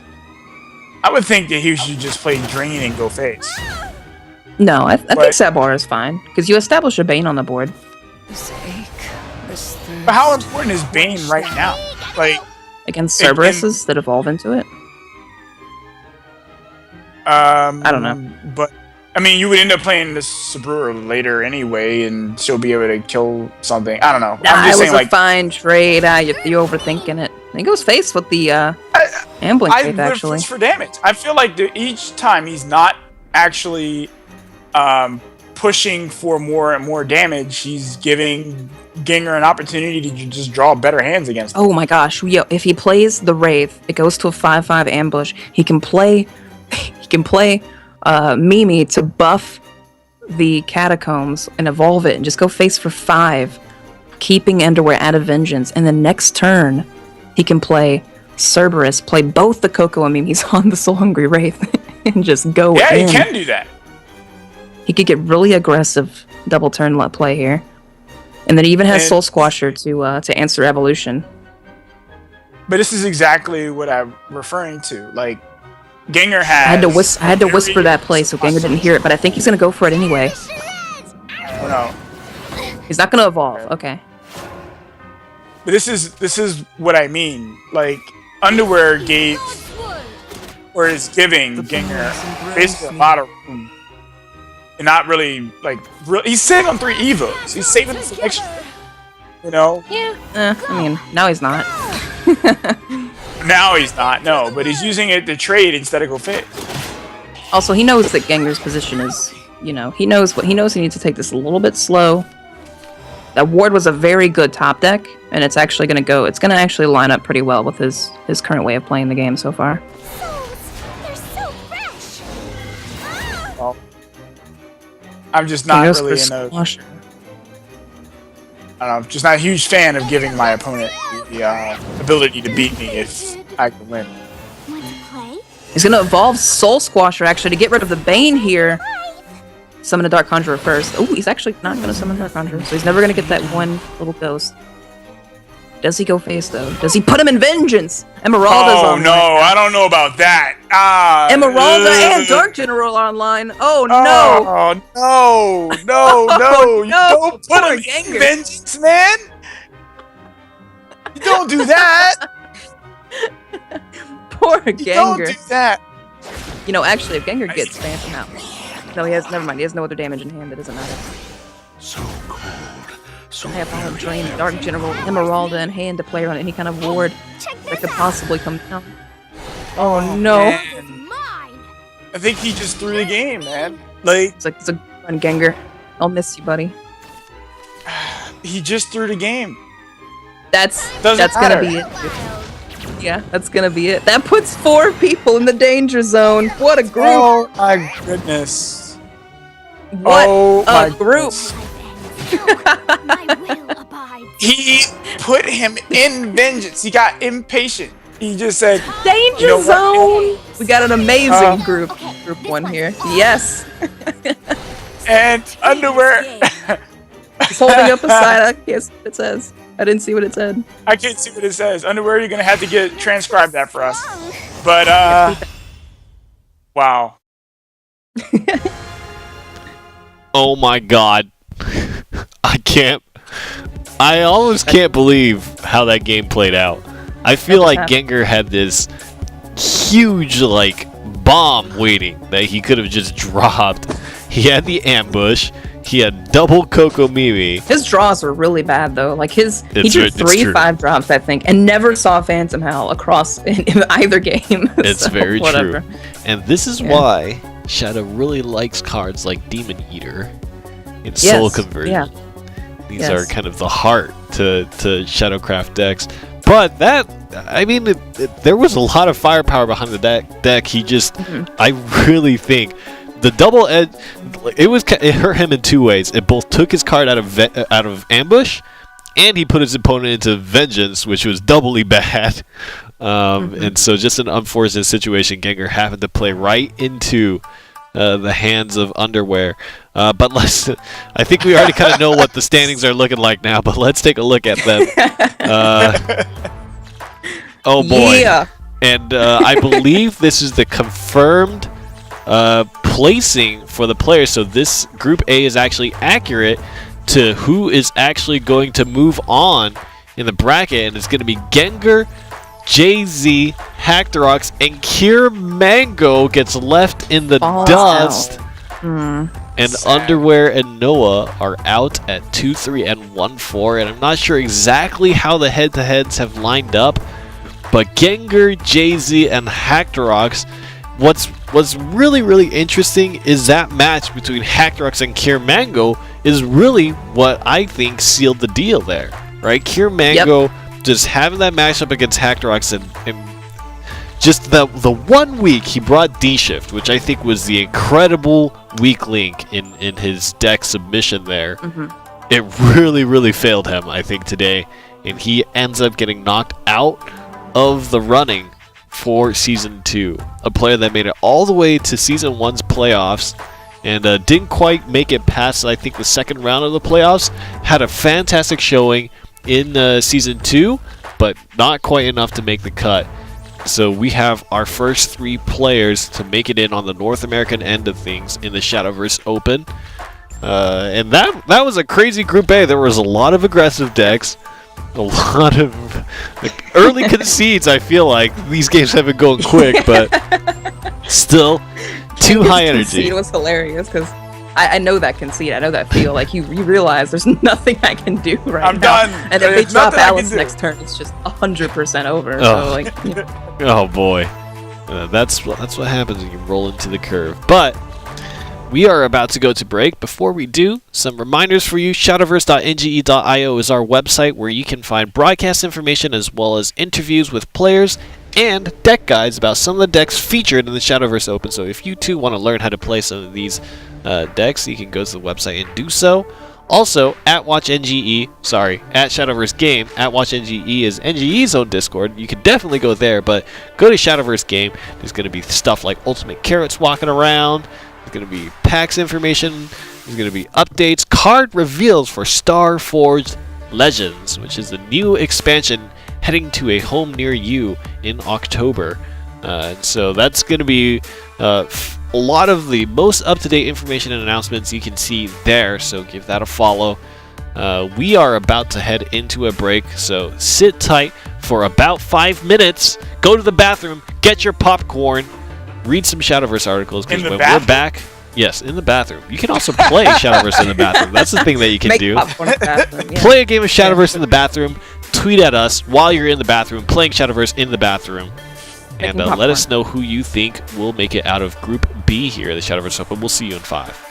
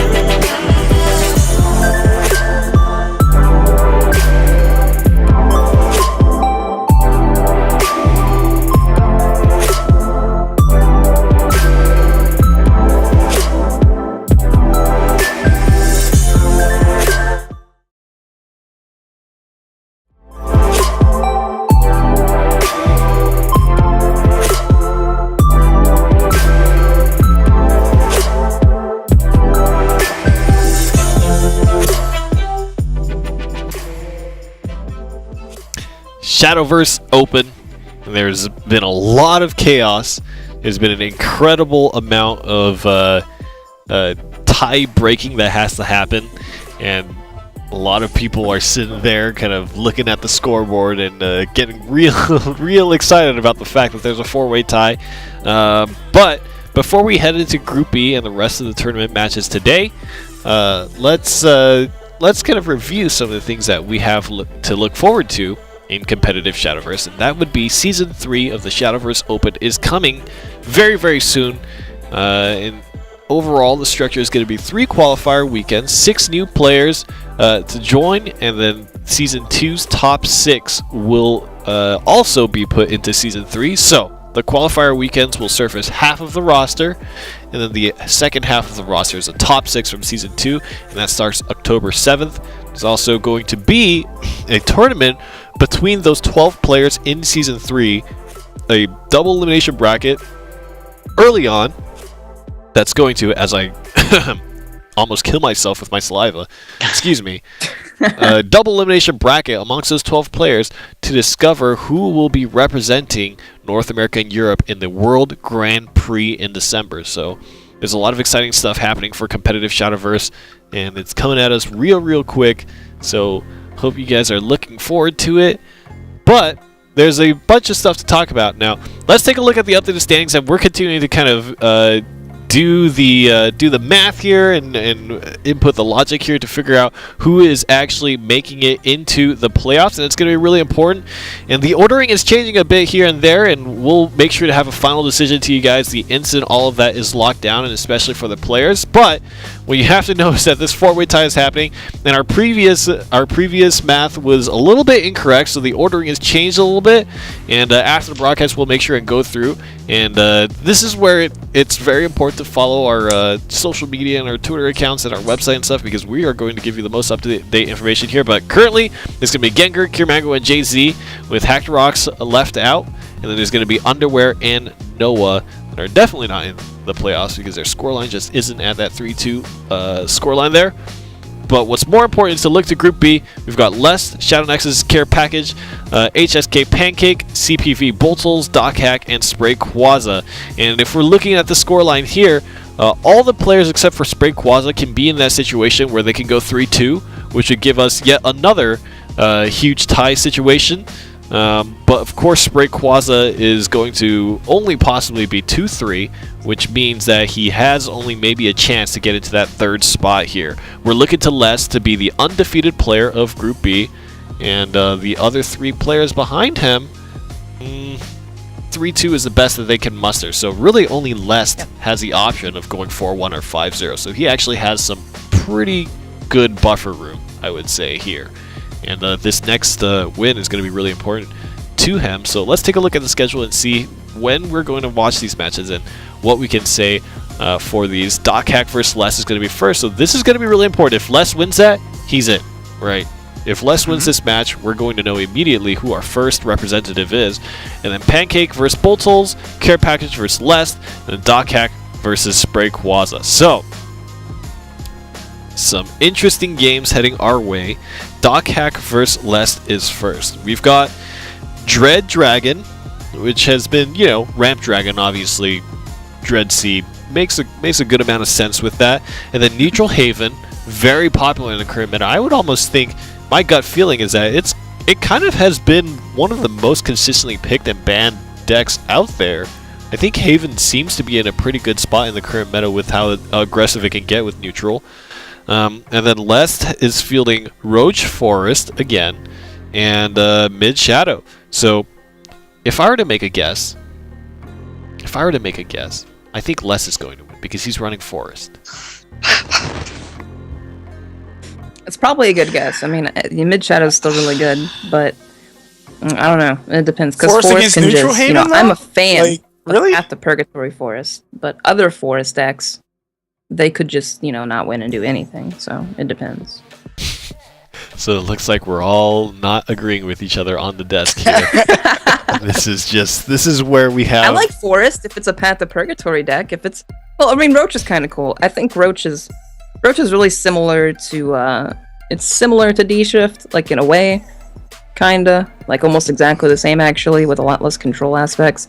So, I don't know. I can kind of feel it. You know, it's just like... I'm not like Aya. I'm not like 100% anti-forest. Like, Z. I think I just fell asleep on desk. forest is good. We need trees.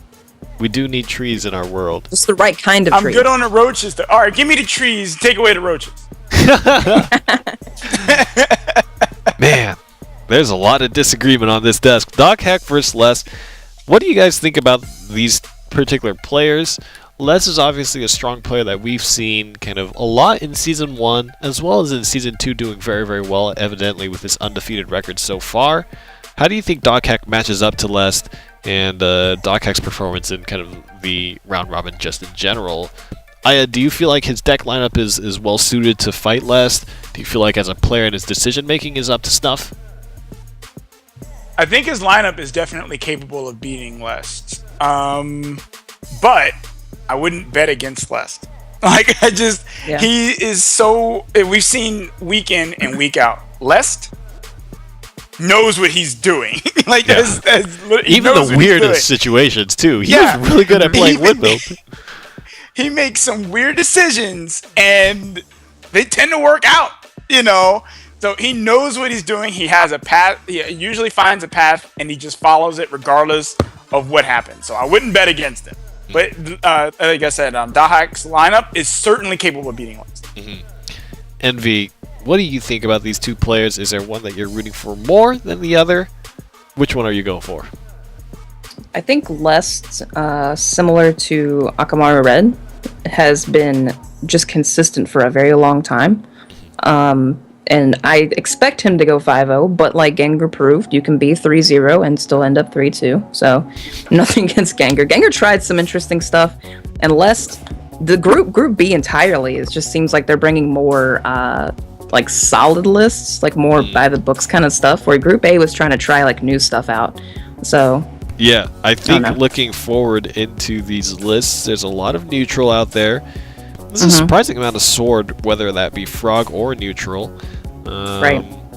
Another instance of Nep Shadow, and that actually comes from Les. So it's interesting, in this particular matchup, Les brought Mid Shadow, and later on against Care Package, he's actually bringing Nep Shadow.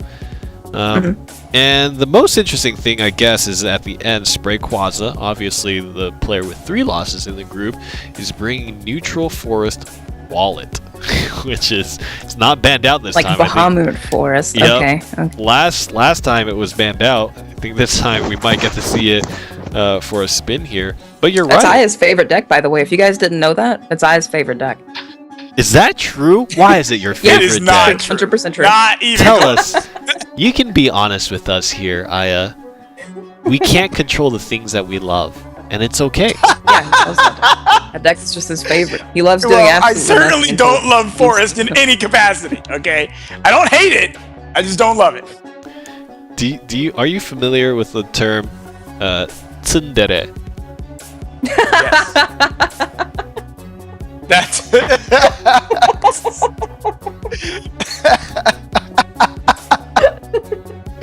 wow, Oh my man. god, dude. Wow. Yeah, I think he knows what it means. That's how I think Aya and Forest Crash relationship is. I could see it. I'd ship it, yeah. I'd ship it. Get out of here! Get out of here! No, stop it. Okay? Vow both of them, okay? Vow them both! Get them both out of here. Look at how thin he is. Get them both out. I'm not worth anything. Why would you violate me? I'm not worth anything. Come on. I'm not worth it. That's Disagree not true, with me. Envy. Vow Brady then, okay? I don't care. Vow both of you. This is going crazy. Thank God. Thank goodness. All right. Les versus Doc Hack. It's going to be Forest versus Haven. And guys, kick it off. What's going to happen? All right, Prove myself. Oh, man. So, Lest has those sweet Japanese cell phone sleeves. Go ahead, brother. And, yeah, that's pretty sweet. Anyway, his hand, again, not looking super good, though. We can see Doc Hack has got, you know, a pretty decent opening here. He's going to have a 2-play. If he draws a 3-drop or even a 1-drop, it's going to be really good to reduce the cost of his Eagle Man sitting in hand. And then he'll be able to play that Alice and... I am a flower. I Well, his hand's not getting any better, and Lest actually has... He drew the Fairy Circle there, so he has double Fairy into Ancient Elf. Yes. Hey, let's play. which is pretty good. Oh Wow. my goodness! He actually- This is not a Actually hand you drew want. all 3 Marchairs Oh. times. This is. And Doc Hack this didn't is- go for a trade, so Les gets the max value out of his Ancient Elf here. Yeah. This is just depressing. That is quite the This is draw. right. That is a card game right there. Yeah, this is not what you want to see. Sparkly stuff. He's not even Wow, playing Les Ancient Elf. actually went for... He's gonna trade, even. Instead of playing Ancient Elf as a 4/5, he's gonna trade. Well, I don't necessarily understand his line. Maybe he was thinking, I can start pushing some damage next turn myself. But I mean, Now, he playing doesn't Alice really there have. is pretty interesting. Yeah, it really didn't. It only pumped that. But the thing is, It what else didn't was do he gonna anything. do? It pumped just Quaza. Yeah, it's like, what else was he gonna do though? He's got to play something. Like Quaza. I'm Force Protector. Oh yeah, he could have played Kaiser, but yeah, that's Which fair would have too. done the same thing to Eagle Man that Alice did. Alice is gonna get evolved over here. A little hopscotcherino onto Alice, and she's dead now. Well, maybe he just felt like. Well, he's not gonna play it this turn. He's gonna play March ST time for sure. Oh, see, that was the plan, to just draw another one. That was the plan the whole time. Oh, well now we understand. Yeah, all according to Keikaku here. He has a 3 play point Eagle Man, so a 3 play point 4/5 ward is pretty good. And a full health Tin Soldier now. Well, let me take a quick look at his list. Rip. Let's see. List is not list. We're looking at you. So Lion can his come down list- next turn and pop a tea time for free. Lands of marvels. He is rocking. This is actually a pretty good turn. Allison to Eagle Man is pretty strong. An eagle. Okay, so as we can kind of see in Less Sand, he doesn't necessarily have a way to clear both of these. No. Let's see. No, he doesn't have a way to clear both. So this could be a break for Doc Hack. Yeah, even with that, he can't break both. So He would need like Will of Wes the is Forest plus a fairy, but he doesn't have a fairy anyway. So he's gonna evolve over Eagle Man here, getting another 0 play point Goblin Mage. I'll blow you away. what, did he have a Will of the Forest? I don't see a Will of the Forest in this. The eagle. So he would need a Will of the Forest and a fairy. Oh, okay. I was about to say like didn't I have don't either. see one. Yeah. All right. So Lion comes Golden down. Lion coming down. Oh, this is frightening. It's a lot of It's stats. always frightening when that The happens. real Yeah, battle begins. and he'll likely just evoke shoot Xena. Oh, come on! Ooh, wow. Running away is okay. Come on! He's gonna opt to put 5 damage on his Tin Soldier just so he can get 3 damage face with the effect there. And then an but- Angelic Snipe. Oh my god. Wow. So he's getting punished in the worst way. If he decides to use the angelic snipe here.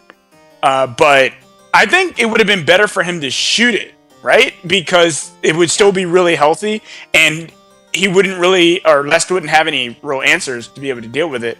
I get the whole pushing damage bit, but I don't know if right now would have been the time for him to have done that. Preserving health on that is pretty good. Especially if your opponent plays, the max punishment for it. He can't, he needs to kind of handle the board a little bit, though. And if you pop Aaron this turn, you can't pop Aaron next turn, so... Well, Lest Although I imagine is Angelic running Snipe Aaron is just the play.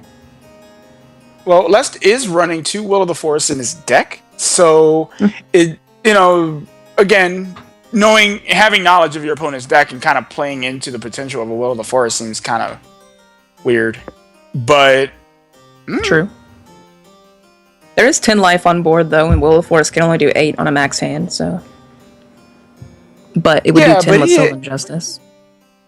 right, which I don't believe he has in hand, but it still would have made it more difficult for Will of the Forest to clear board. Yeah, for sure. Well, or I mean, not I'm necessarily not talking about clear cards he board, has to in take more his hand damage right now. off I'm the talking about, like, any theoretical 9. He's gonna go for a Dance of Death Glimmering Wings. He's actually gonna leave up the 5/1. I am a I think Yeah, saving that's a Angelic little- Snipe to lethal next turn. An eagle. Yeah. Ow! Not But really there's lethal now an when there's eagle a- on the board. Yeah, it's not really lethal anymore. An Eagle of Justice. Aaron can come down, but he can't play Angelic Snipe next to her Enhance. He does still have an Evolve, so he doesn't need her to get the Evolve. No, but unfortunately, he's just not going to be able to clear enough of this board to... Yeah, he can't clear enough of this board. There's no way. He can Angelic Snipe and Evolve Aaron, and I think that's actually fine. Yeah. Oh, right, he does have an Aaron in hand. Where is it? Yeah. Oh, yeah, it's right. It's right next to the Roach. Okay. Okay. If you look at the mashed potato hand, but he can get enough because Aaron Evolve goes over the 4/5, also heals him for 3, puts up a ward in the background, so he'll be fine. It also sets up an awkward trade unless Doc Hack top decks his third Alice, so I think he'd be okay. Doc Hack still has access to drawing Garuda. He still has access to even another Alice, but yeah. So He wouldn't die to Garuda, but it would be a problem for sure. well, leaving followers on board. Well, he wouldn't be able to kill Ooh. that. Never mind. He's still not going to Ooh. kill the 5/1. This ends here. Saving the Evolve for damage next turn to try and go for lethal. He is just... That Angelic Snipe is just... Lest is committed to The throwing that eagle face. has landed. Now Garuda is lethal. Yeah. That's not a Ooh, Garuda. lethal. That's not a Garuda. Yeah, it's not a Garuda though. And he actually has no wards now, so... Yeah, Les could easily lethal him. Yeah, this is one of those the way the cookie crumbles kind of deals. Lest has no bounces. Does he have lethal? Let's see. Stop. No way he could, Yeah, right? that's right. He has no bounces or parries. Oh, okay. Let's see. I can't. Oh, Oh, never- there it is. There it is. All he had to do is top deck it. Goblin Mage, 0 play point Goblin Mage, Angelic Snipe, Roach, bounce, Roach. From the Goblin Mage. It's still not enough. I don't, is it? It's not, is it? Oh wow. Is that enough? No, it's definitely lethal. It's definitely lethal. Yeah, he's got lethal, because he said sorry. Sparkly stuff. I don't know if what I said was the lethal, though. No, but I'm saying he definitely has lethal. Yeah. And not only that, but he does have an Evo point to put in additional damage. Yeah, he does still have an It's Evo. So. He's just. This is Oh, yeah, kind he of does, one of those. yeah. F6. Yeah. Yeah. Yeah, we always assume Goblin Mage always pulls Roach, then. Because she does. Well, yeah. Yeah, it always pulls Roach. Like, no one's playing, there's no reason to play, was it Crystalia Lily anymore? Or Lily, yeah, most people Dragon's aren't not even as popular. playing No reason to May. play Lily. No reason to play May, really. So. Yeah, so it always pulls that. And, yeah. So. Unless it's Poor like, yeah, I Doc knew I Hack. was He going was to so draw that close. Nature's Guidance. Yeah. I knew I was going to draw that Nature's Guidance. He drew the guidance. I think he did need guidance there. So which makes it weird because like the whole Is fighting in despair. keeping Angelic Snipe the whole game when it could just very easily kill the 5/1 and get rid of the problem. I don't know, like He took easy to some. be- This is what I mean, though. This is what I mean about him. oh like, he takes no, some Doc very- Hack's hand is terrible. Yeah, that's not a good hand. But this is what I mean about Lest. He takes those kind of weird decisions. You're like, wait, why'd you do that? And they end up working out. I mean, that was just pure luck. That was pure luck, though. Like, Yes, it was luck. It's I'm not easy to be arguing that. results oriented and say, well, of course he did it. I gave him lethal. It's like, but that was 100% luck. Like, I didn't once argue that it was not luck. I'm just saying it ends up working out. They're so Doc Hack's hand needs to shape up really fast here. la la la la. And okay, never mind. It's actually fine now That's it. because that's gonna Yeah, make Eagle Man that's it. playable on 4. Yep. Playable on 4, then he'll actually... Wow. He actually has a really good hand here. Of course, the Lurch kind of go. Lands. Yeah, both players actually are pretty good, but Necro Assassin's gonna be pretty strong next turn. Wow.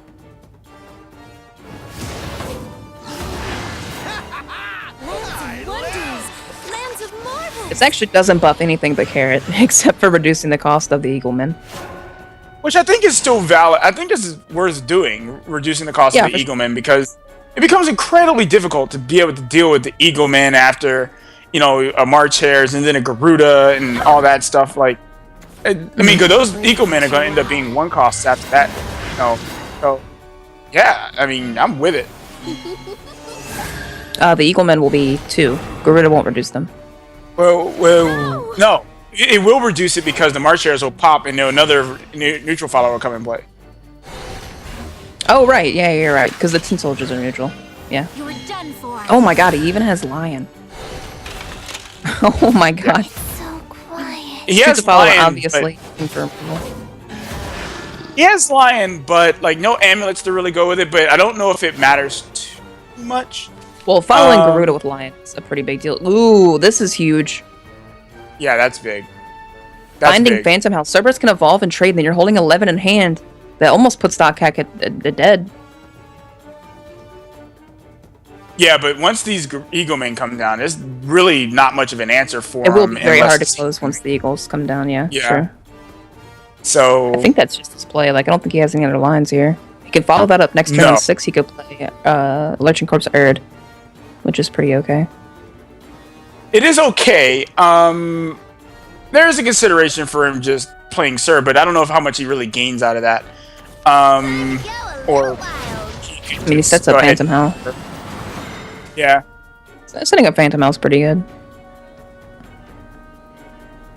And Now, if I you wonder don't if he's gonna make. evolve this, I was wondering if he's gonna make one of his weird decisions and not evolve here. dude, I think you have to. Like, yeah, okay. He's not being that weird. Okay, he's not If you being don't that evolve weird. that, you just get blown up by a Garuda. Like, you have to. And he was really thinking about it. Oh my And goodness. there's an Aria to pop with the Golden Lion after the This Garuda. is so disgusting. This is disgusting, man. I mean, this is Haven, man. That's what they do. Yep, it is. He's gonna And play I Lion now. really- Wow, he's gonna save the Garuda. Pop this. I like this. I like it. This The bird can go face pushes- now. It puts more stats on board, yeah. Yeah. It pushes more long-term damage and it puts more stats on board, and that Mordecai is doing all of nothing. Yeah, that's not Lurching doing Corpse anything. Erd is... Oh man, if Lurching Corpse Erd hits that bird, 33% Oh, chance that to do would be almost very nothing. frustrating. Destined That'd Oh be god. fun. Mom spaghetti, here we go. Knees, weak arms, ready. Okay, hit the... Wow. That's fine, whatever. I'll show you. Managed to do No it. one Oh. escapes the The orange wheel of gods are on destiny. his side. He would have liked to pop the 5/5, obviously, but it could have been worse and hit the 2/1, so... Well, No at the very complaining. least, it was at least able to clear both. But Yeah, I mean, exactly, again, yep. Doc Hack's hand is still insane right now, and I. Oh, okay, I get it. Ooh, I Alright. love this. Yo, I love this. Yeah. Yes. 0 cost. Double Eagle Man. Eagle. Oh, and Les knows that he's he did the king back. He 10 did the effective health on the no. board for 0 play points. But he gets an Eater! He gets an Eater! Yeah, but I'm not sure. Oh, he's gonna use Eater to buff the ghosts. No, he can't actually. That doesn't make any sense. Can't. Yeah, that doesn't make any sense. Why does Phantom help? He only gets rid of 1. Yeah, he only gets rid of 1. He will be able to hit face for 2 if he wants to use DB, but he's not. Oh, gonna you do know that. He's what? just gonna. You know what? I actually forgot Eater got nerfed. I'm thinking of old Eater. Yeah. Oh boy. Uh-oh. I'm thinking of old Eater. Golden wing will Yeah. end you. It's not Oh, going man, to matter this too much though, where- because this is pretty good. Yeah. This is where the game gets wrapped up. There's nothing. Literally. The real battle Yeah. begins. Oh my gosh. That's complete. I'm the current hand that's gonna be able to deal with it. He's gonna evolve now just in case Les has, I don't know, like Bahamut on 8 or something. Yeah. That's likely to happen. At least it's. Yeah, at least the new more- Eater would have summoned 2 zombies, which would have actually. I mean, new Eater would have done the same thing. It would have summoned 2 zombies. Still, it would have gotten rid of one of the wards, and then had Eater on the board. Still, I still think that's better than Phantom Hell, probably. Wrong. Well, unfortunately, it doesn't matter because he's now. Yeah, it doesn't matter. Obviously, I don't know. That's just You know, in my head, Eekter killed both of them, but even still, Eekter killing one of them, I think, was still better than that. That's fair. It's interesting to pop the Phantom Hell there. Really interesting. It's also possible that he had already thought about doing the Phantom Howl play earlier, and they just kind of tunnel visioned and they just went with that play. You know, that happens to the best of us. Happened, yep.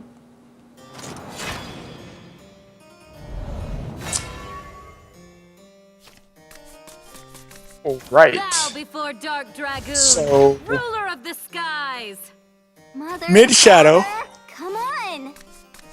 versus Storm Ramp Dragon at that. He got rid of a Storm really Ramp heavy is- hand and found a Genesis Dragon back, but Well, I mean, It's okay, though. Storm Ramp has actually kind of made a little bit of a comeback. It's been coming back very heavily on the ladder, for sure. yeah. It was a deck that, you know, people kind of wrote off after a while because the neutral package was just so much stronger, and now it's almost back to, you know, where it was back in Rise of Muhammad. You know, just people Yeah, are I mean, playing it. ladder facilitates those decks that are really, you know, fast and uninteractive and just explosive, and, you know, Ramp Dragon kind of incorporates almost all of those if it gets the right draw, so... Right. Double Bahamut. Yeah, lovely hand though. He Yeah, rammed great hand. with the Dragon Oracle, but didn't really get anything else. Like, this hand's not good. Okay, like, this is not good. I mean, he can play Forte in 2 more turns. I mean, yeah, but pretty how much of a board will Lester have assembled by that time? You know, like, what's Forte gonna end up doing? Trading into one of his followers? Like, that doesn't seem very good. Dockhack really thinking about Breath of Salamander onto Lyrial. No Evolve is available next turn, you know. Breath could eventually be enhanced, and if you draw a ramp spell next turn, you're going to cast it anyway, so it will likely heal you. Yeah. Decides not to go for it. I can't say I blame him. Yeah, I don't think I would have He's been. only going to be taking like 2 damage here, and Mhm. I mean, he's Dragon, so he does have a lot of opportunity to, you know, heal that damage off of him. But right now, you know, he needs not Zeus. He doesn't need Zeus right now. Well, he doesn't Dockhack need has that. to keep it now, basically. You can't commit to Yes. getting rid of it now. Yeah, and now this is the This is what epitome. Dragon players deserve. This is what Dragon players deserve. They play 30 10 drops. Wow. They deserve this to happen. Wow. It's called variance. Yep. He saves a salamander, of course. I think I don't think he can really come up with I think much of evolving a Lyrial way. here is pretty good.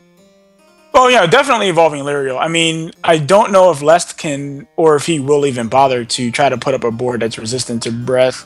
I think a player of his caliber would definitely be aware that Breath of the Salamander is capable of happening on 6. So Right. he doesn't want to lose his entire board to it.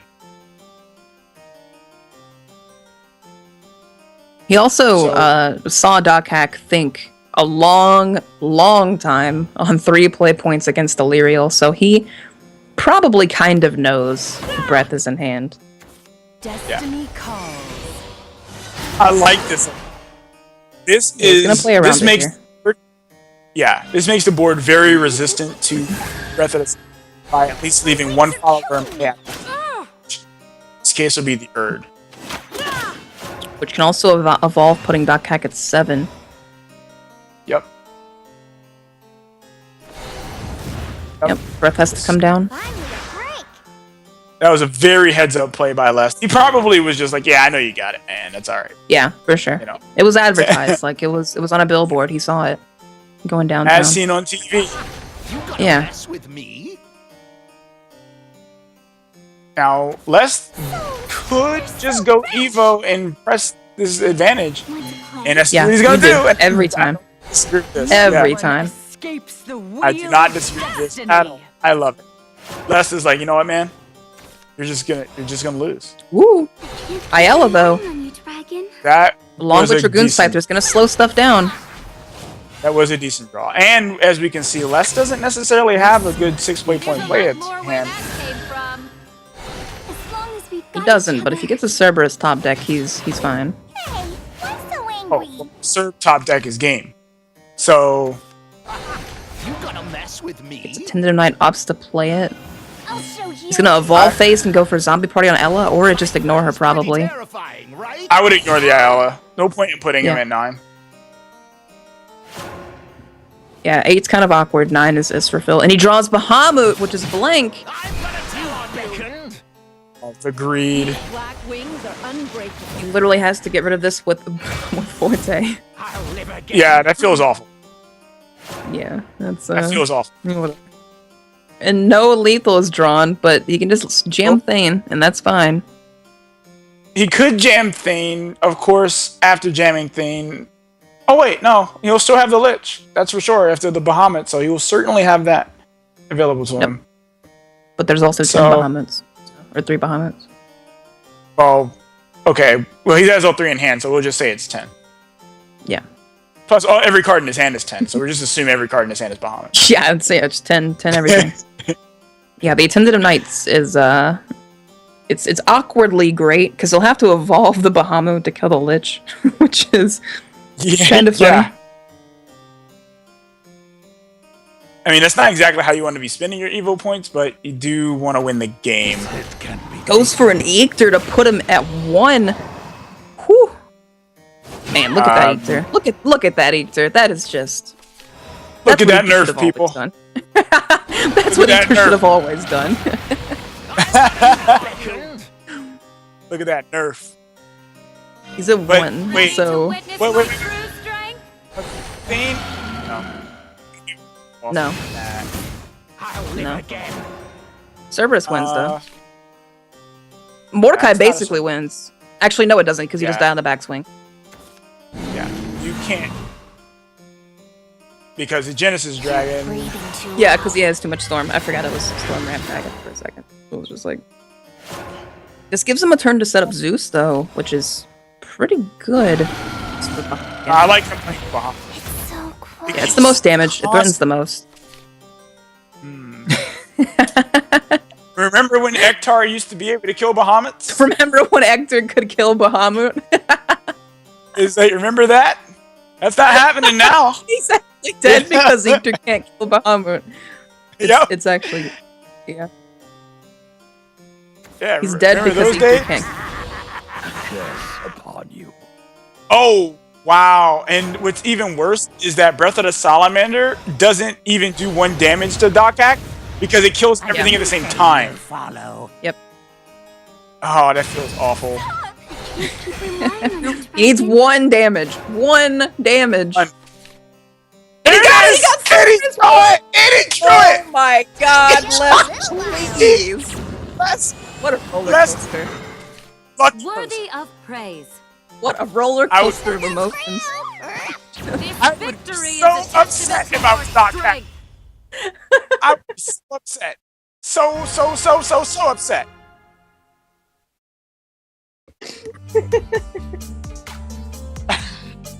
I would be crying rivers of tears after that happened to me. Okay? Oh my- He played his heart out. Shout outs to Doc Hack. He played that game really well despite having a terrible hand. And he got top decked out of the game. Oh. You know, whatever. The better player won, clearly, obviously. Come on. No. I can't say that there. I'm sorry, Les. Sorry. I can't say that there. That was not. This is how an Les is instance. undefeated. Every time he's in a situation, his Millennium Puzzle will spin, and he just draws exactly what he needs. That Every actually time. is a theme. That's what I happened would in season hate to 1. play against this guy. Like, I just... To give him some credit, I think there's a lot of little decisions there that Yeah, for I mean, sure. he definitely understood how dangerous what was in hand. I mean, from every step of the way, from play point 6 to 10, and then 10, and then 10, right? He just knew exactly what was in hand and was ready to play against those scenarios. And it was a dire situation for sure. And for people who don't really know what went on there, Bahama is a card that has a lot of damage, but it cannot attack if there are more than 2 followers on the opposite end of the board. So for you guys doing the math at home, it was like 13. 13 7. plus 7. That's lethal. Why did he not swing? He couldn't Why do don't it. you just kill him, you dummy? He could not Yeah, do he it. couldn't. And Yeah. Zeus was not able to swing for lethal because Zeus would have only done 5. So he would have 5. only had 18 damage. And the war didn't matter because the top deck on Cerberus ended up The going play past. where Doc Heck was at 4 and Lest evolved the Attendant of Night to put him at 1. He played to his outs right there. He's saying like, if you can't kill me before I top deck Cerberus, the game is over. I win. And that's what happened, literally. Like, he played to his outs and he got there. And, you know, like, that happens in card games sometimes. Sometimes you just do it. You always, as best you can, try to optimize your situation so that you have that glimmer of hope. And Lest always makes sure he does that. And he is touched by the gods or something like that because that He glimmer of has hope ungodly top deck skills. It's insane. Yeah, Please. I want to know what guru on a mountain that he met with to get these top decking skills. I want to know. So I Lest, don't know. watch this kid I at want tournaments. I would say Lest. I'm gonna run away. Like, I'm not gonna, like, no. Sorry, I concede. All right, Don't he play can this, just take it's it. rigged. I don't even want to fight this. Okay.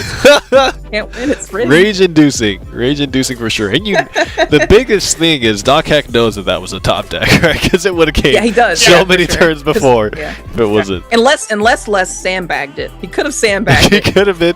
Funnier, but- Les Okay. isn't the type to do that. Oh man. my He's not gosh. the type. Les becomes 4-0 and he is guaranteed to be in the playoffs now. But we need to move on here. As crazy as that was, we need to move on here, and it's going to be Pancake versus Botles. And Pancake is gonna his 3 decks is Roach Forest again, Seraph Haven, and D Shift Rune against Botles using Frog Sword, Haven Neutral, and Bloodbat. And if anything was any kind of indication today, I think Pancake's probably gonna lose on D Shift. Probably. If we've seen D Shift, we haven't seen D Shift draw good once. I don't Yep. think I've seen a good D Shift draw one time today. Yep. So Yeah. maybe it's him. And Maybe he'll win. Win on 7. And it still didn't win. Yeah. Even with the good draw. So, Yeah, it like, still did, yeah. Still did not win on win. 7. Didn't If it's win. on the play, it can win on 7. So But then there's also Bat Blood and Frog Sword. So, and if Model either S one of Haven. those are banned, it's Haven Neutral. Which I guess Haven Neutral might be a little bit slower, but depending on the draw, I think you it's could D just die. Shift. I think you have to ban Frog Sword. Yeah, There's not a single minion you can interact with. I think you have to ban You that. can't So even it's an spell interesting boost as ban well. choice for sure. right. right. Because which was actually a very good something to note about Jay-Z way back in the first half of the broadcast. Something really good that he did. He had options to play followers that didn't have ambush, but he knew that would have given the opportunity for Right. I believe Gengar to spell boost there.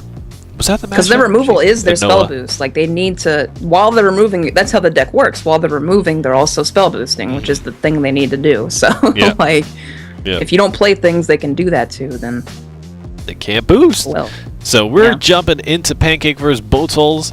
We have confirmation that Lest will be moving on to the playoffs, and unless there's some crazy 4-1 tie, but no, that's not possible because people have 2 it's losses not possible now. anyway. So yeah. it's not possible. Les is in. He's made his ticket there. So the only question is it going to be 5-0? Is he going to be the chosen one for North America? Then Les and And Aquamarine his Red last have to hope. face off. Yeah. All right, there it is. Botles and Pancake. Oh, he's got Latham. Guess you're looking for a fight. I get so Yeah, excited whenever boy. Latham. Look at him. There's a My battle health. underway. How many bugs flies in Latham's mouth? One shall never know. None. Because he's a fictional character. Get outta here. Got him. Destroyed. Get out of here! You can't have your mouth open that long and not have some bugs fly in, you know? Oh my gosh, Pancake has an incredible hand, actually. And Botol's hand is kind of whatever. Ephemera. Gosh, I hate Ephemera. Oh my gosh. Why don't you tell the people what that does? Ephemera is a neutral 4 point 1/3 with ambush. She will never attack you because what she says is whenever another allied follower attacks, it gains +1 attack for the turn. So she is extremely annoying. I've heard that. And Especially in Take we 2, got but it's another interesting to see her here. abomination. You see Bottles' reaction? He's like, oh.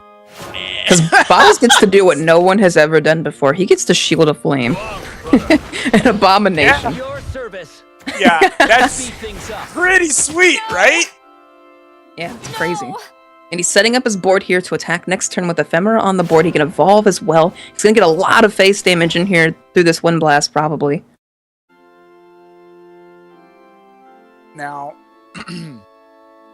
we can see that Bottles' hand right now is, it's pretty decently primed. It's up there. It's good. He's got the Albert for the following turn. He's got the Alweda's command. So it's pretty decent. Well, he actually has 3-turn lethal here because Albert and Alweda's both swing for 6. Yeah. Yeah, Ephemera basically, for those of you who want to know, just like layman's terms, she's basically a better version of Royal Banner from back in the day. So he has 18 damage across 3 turns here because of Ephemera, and he just wins because of Ephemera. He can't even get enough cards in hand to activate the. He can't even get enough to activate the Abomination. So that's unfortunate. It's one of the downsides to Abomination. Like when it happens, and it's rare, but when it happens, it's spectacular. It's cool. Yeah, great. But it's not going to happen right now. There's no way. He doesn't have nearly enough cards to be able to do so. And Pancake looks like I just don't even know what I'm going to do right now. Yeah, Pancake is in a dire situation. Bottles, to demonstrate how good Ephemera is, Bottles can actually ignore Merlin. If she were to come down and evolve this turn and attack the 1/1, he could literally ignore her and just go face. Since there's no option for Dimensional Shift to do anything. Well, he's nowhere near that. Yeah, he's actually still going to play Merlin, I think. He's going to play Merlin into Crimson Sork? Oh, actually goes for the Sork Cash Crimson Sork. Interesting. He's still gonna eat 6 to the face from Albert. Yeah, he's still dead. Yeah, he's still gonna do that. Whoa! Oh, wait, he's not even gonna... Oh, is this Bottle's a Bottles not going line? for the 2-turn lethal here. Wow. I'll find myself out on the road. He goes for nowhere near a 2-turn lethal. This is nowhere near enough damage. Well, yeah, it is. No, it's not. It's 10. No. But it's 11 plus Ephemera. It's actually still just lethal. Yeah, it's never mind. He actually can't miss this. Yeah, because Frog attacks for 4, Alweda's attacks for 6, and Ephemera can attack for the last one. So he can't even miss this lethal. He just decided he decided to do the lethal in his own brand of style. Although Sure. Albert, I would have liked to see Albert. done it. Albert's much better looking than a frog, but Wow. Yeah. I mean, can you argue? I don't know, man. Vagabond Actually, he Frog. could still play Albert. Albert's also 6, so he could still play Albert. I don't think he's gonna play. I think he's gonna play Alweda's. I mean, it doesn't matter. It's just It doesn't matter. And this is the beauty, the absolute beauty of stealth. Or ambush, sorry. Ambush. You call it beauty when you say you hate non-interactivity. Nice. Oh no, I'm being highly sarcastic. Albert! Coming down, evolve, and swinging for 6. You can get this one. Wow. This is our last push. It is your last push. You can get this one. Good old Unbelievable. Looks like He wanted to kill him like that. What a nice guy. I mean, Albert, you gotta have Albert on the board. How are you a sword deck that wins without Albert on the board? Come on. Man, I for one will be incredibly happy when Sword can play stuff that is not named Albert. Same. I will be very happy. I hate that so much. Yeah, I hate that strategy a lot. But it's particularly amazing against Dimensional Shift, who's not playing Fire Chain. You basically have to go back to the old days and start playing 3 Fire Chains to get around that. Haven also has a pretty good matchup against that because they can use Tribunal and Themis to get around the ambush non-targetability, but against most other things, it's pretty powerful.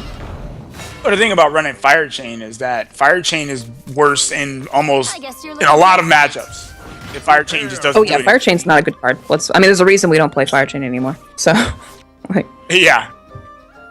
So Bottles with bringing the boss. ooh. And his hand's not terrible. I mean, he's definitely got 1, 2. He's on the play, so and- this could actually be really good for him. Oh, that's Yeah, much this better. really- Look at that. This really Like, good for him. what? Unbelievable. So next turn he'll be able to play that it has Storm, and it'll do 2 damage to himself, but he doesn't really care. So Pancake drew a magic missile, which is actually insanely important because Blood Wolf was going to be the play for Bottles this turn. So No!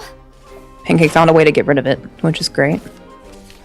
but at the very least, Bottles will be able to play Ambling Wraith and be able to play the Spiderweb Imp next turn to keep up the pressure. For sure. Oh my Oh goodness. my gosh. This is my food. You are my food. Yeah, Ambling Wraith army right now. Unbelievable! No! He does have all 3. Yeah. Well, Which you can ball at would least that which ball? last? Yeah. I imagine like a forceful evolve of Abomination just to start killing things would be not too bad. Night Horde, luckily for Pancake, is kind of a dead draw. So. Unbelievable! Yeah, but he's already at 11, and we see He is at that 11, Bottles yeah. got that Caraboss just kind of hanging out. Just wait till I get to It's 6th play there, point. yeah. Man, unfortunately for Pancake, that Night Horde is going to be great if he opts to play Merlin this turn, which is probably his best play. Yeah, it is. It's He goes really for his only play. Like, he could have played the Golem Assault, I guess. Could have played Golem Assault. Could have also played Abomination. Abomination can attack if it evolves. So if he evolves Yeah, but Abomination do on you his really- own with one of those 3 orbs, it's a 6/6 that can start attacking things. Yeah, but he's not gonna want to be burning Evos on the Abomination. My time And that is feels- I mean, it does board control. It does board control for at least 2 things. It's never going to get attacked. This game is, But this is looking really good for Bottles. This is... Oh, gosh. it's looking grim. I think Pancake's going to get aggroed out, man. He's just going to get... completely Yeah, aggroed. everybody who bought D-Shift today just got their faces mashed. It's unfortunate, you know, because it's not If he goes often for we even get... Abomination Kaleidoscopic Glow, he's actually kind of okay. No, because Abomination won't trigger if it's already evolved. Never mind. Yeah. Man. So, you were saying? Yes. Apparently I was saying nothing. Abomination Wind Blast, and then Fate's Hand next turn. I'm not sure what the Wind Blast is at, though. He just drew it last turn, I think? Maybe? Was it last No, turn? no way. What? Last turn? No way. No, he didn't drew it maybe 2 turns ago. It's in the middle of his hand. There's no way. He's drawn cards. It won't Goes be for the long now. ward here. It's not gonna be too amazing, though. It's not the worst. Especially with Angelic in hand. Oh. Oh, yeah. It's not the worst decision he could make, but unfortunately, it's not No, for enough. sure. Baphomet. Finds Baphomet. Together! Yeah. Actually, Baphomet finding Baphomet in an aggro deck is not necessarily bad. No, it's not. Yeah, it just cycles itself. No! Not to mention this There's- matchup is so ridiculously good for you already. You don't really care what Baphomet pulls. Right. And this is the unfortunate part. Where, oh wait, Unfortunate He can part of actually the board activate wipe. Got him. well, he can actually wipe it. Yeah, he can. He won't be able to kill the Ambling Wraith, but he will be able to trade into it. He actually will because he can trade. Yeah. Wait. Yeah, Fate's hand goes down okay. to 1. Okay. All right. I was about to say, what's his face hand at? Finally get Abomination. this- That animation is so sweet, man. Got him. So now Demonic Storm. Oh, okay. Stay Angel of the Word. Dream Pretty good. Look at this card. Airbus Take also hands puts off. this on a very quick clock, but you know that's still a 6 attack minion. Yeah. Man, if only he had a So- castable D shift. Well, he doesn't. And He does. he will be able to kill it. He certainly will be able to kill it. He's dead then. If depends on what it is. Yeah, he is kind of dead. No, he's but actually just 100% dead. is- Even if I he know, gets a Angel ward is- off of a draw. won't return to Yeah. Angel or pass. But So Bottles with the really swift double aggro 2-0. yes, it is not surprising. I mean, hands in the air. Bottles- Yeah, free win. He has Oh, Vanya wow. lethal Okay. too. Oh my gosh. Vanya. No, Pancake. Yeah. I'm honestly not Pancake. Poor Pancake. He's gonna show him the Vanya. He's gonna. and then he's like, yes, do it, do it, do it. I knew he was gonna do that. Looks like No! Bottles! How could you do that? The poor kid! Pancake sitting there all adorable like, and you saw that glimmer of hope there. You saw the instant that Angel of Word pinged, there was that little glimmer of hope. It's like, wait a minute, did he mess up? That was just cruel. Bottles. Bottles, if you're gonna do that, take it to the next step, man. Like, play the angel, hit the minion on purpose, and then rope the turn, and then play Vanya, summon Bloodkin. Like, if you're gonna troll, you gotta troll hard. Like, come on, like. I don't know. You know what? There was a GIF, a clip that was passed around the subreddit once of a player in a Rage tournament who tried to BM and killed himself in the process and lost the game because of it. Are there no lessons to be learned here? Or are we just done that. steadily on our way to repeat history? Puddles. Well, I guess we should expect nothing less from the man himself. But Bottles will take the victory there against HSK Pancake, putting Pancake in a very tough situation. But I think what might end up happening is a bunch of 2-3 ties, I think. I'm not sure. Gonna have to look at the standings again to make sure of that. But up next is Shadow Nexus's own care package. And I wonder if he's even the same person, because partway through the round robin, there was some traumatic stuff that could have happened to him. And maybe the Shadow Nexus went through and kind of, made some adjustments or something. I mean, I let him keep his legs. I don't know what you want, man. Like, Let him keep the legs, but you cut the soul out of him. Yeah. You took the soul. no, I let him keep his legs though. You told him to play neutral sword, mid shadow, and neutral haven. Aya, how do you explain yourself? I cannot confirm nor deny these allegations. Yeah, awfully quiet now. Plead the Awfully, awfully vague, huh?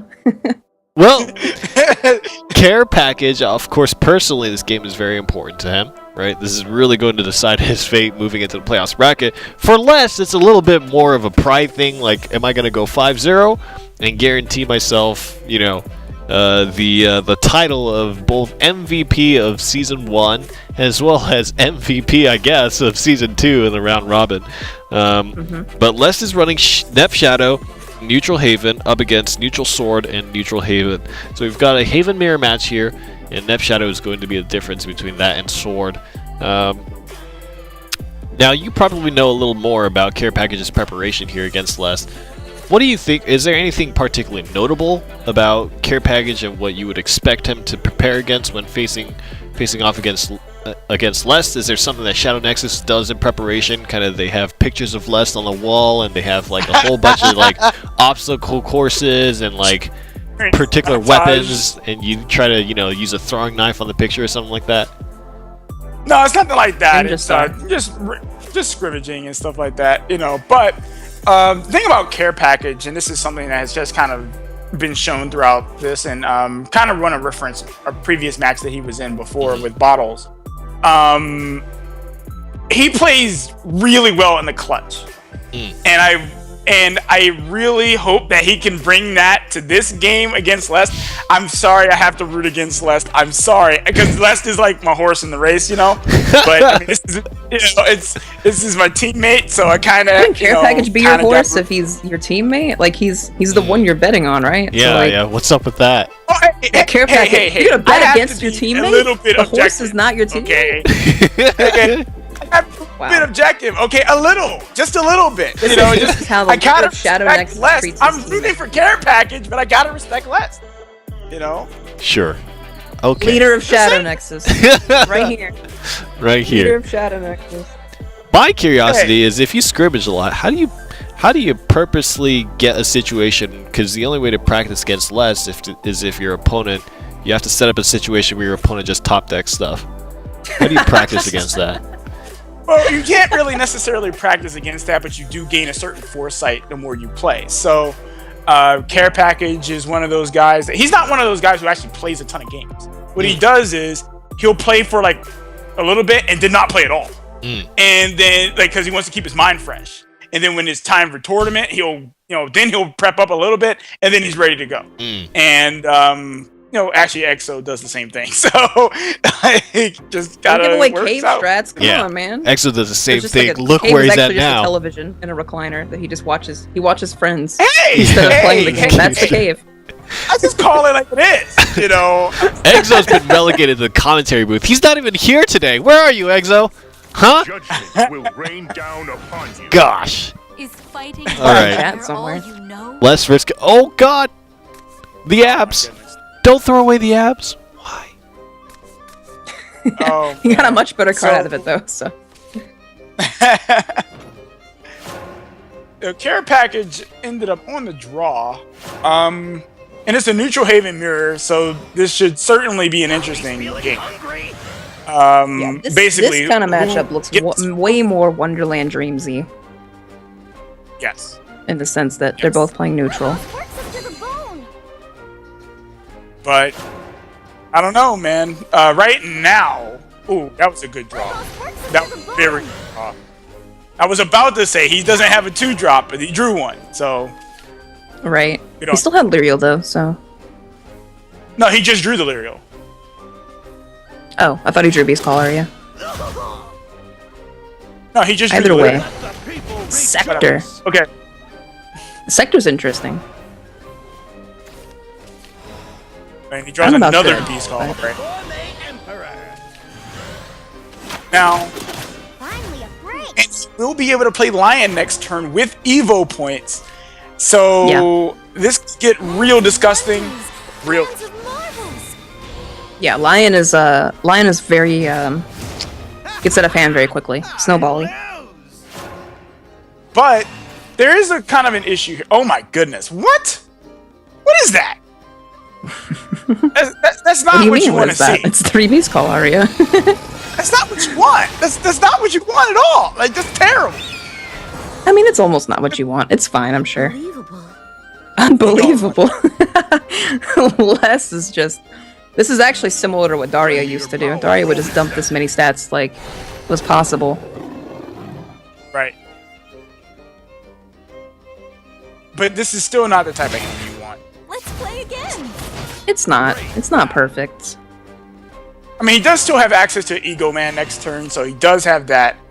But yeah, Lest is not in the best of positions right now with this kind of setup. He's definitely going to be taking a sizable amount of damage next turn. Oh yeah. Well, I mean, I don't know. The board could use some controlling.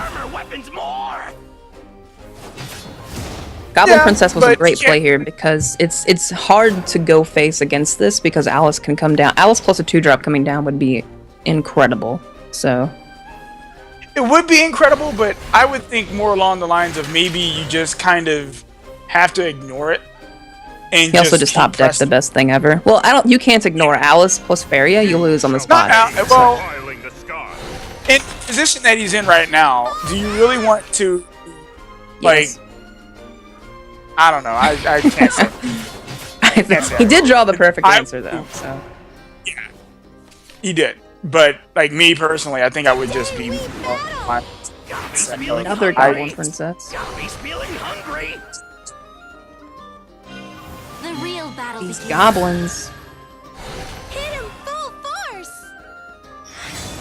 And trade with Tin Soldier here. And that lion's still chilling. He's still there. Yeah, he's just getting his beats in. Yep. Thinking Arya might finally come down. Yeah, Like he a can countdown of definitely Arya. win. Yeah, there we go. Finally. Yeah. Whoa! 100%. I love it. It's Sets up a 2-turn lethal, but jeez. that basically said answer this. And Lest is in a weird spot now. Let's Wow. see. Goblin King is great. Like, you know he has 2 Goblin Kings, so... Let the people rejoice. We got rejoicing.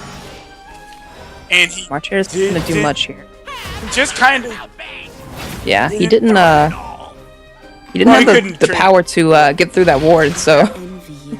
Yeah, Eagle Man proving his value, and Care Package, you know, with his legs intact, doing his job, man. You're just making sure we know he has legs still. You're just gonna... Yeah, He's sitting down. You can't prove that. I can prove that. I can. Care Package, if you can hear me, which you can't, stand up. Exactly. Proof. I see no standing Care Package. Oh, man. Okay. Okay, so Care Package is 1 game away.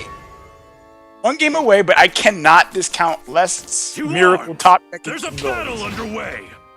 Mother, father. I mean, Les come could always on. just top deck pretty well. Shadow's got a pretty good sword matchup also, but Care Package has... mulligan for the same card. He has Latham. What is with people and this dude with his mouth open? He's the best leader. What do you mean? He's clearly not the best leader. What do you mean? Look at him. Feeling hungry? Nice to see You know, I'm starting to wonder if like you guys are the blind ones and I'm the one who can see. What do you mean? He looks great. Stop it. When have you ever seen a character more cool looking than Latham? He's literally always in battle. Literally every other leader in the game. Okay, Garuda looks cooler than Latham. Okay. He looks a bird. Come on. Lurching Corpse. I don't Okay. think Soul Conversion will come down. Oh, never mind. I'm wrong. Soul Conversion into 2 more Soul Conversions. I actually like the soul conversion play though, because again, the more against Sword, the more you keep their board clear, the more they're gonna have to jam stuff. And Sword is not necessarily known for massive amounts of card draw, especially not in the early. Flower, So- bloom on Yeah, Yeah, not unless their deck certain- is built around it, like Stealth Sword. Right. But Lyria's less kind of awkward. Yeah, but Unica will actually get quite a bit of value out of her trades. Because he was able to trade with the Goblin the previous turn, and more than likely he will definitely be trading. to the bone. So I think he's actually going to Soul Conversion this Lyrial. It's over. Or keep it. It's basically got ward since you don't want it evolving against you. yeah, Yeah. yeah. Ooh. Well, the Grimnir doesn't really do much. So Yeah, I Grimnir mean- can't be played next to Faria, so he's not that great.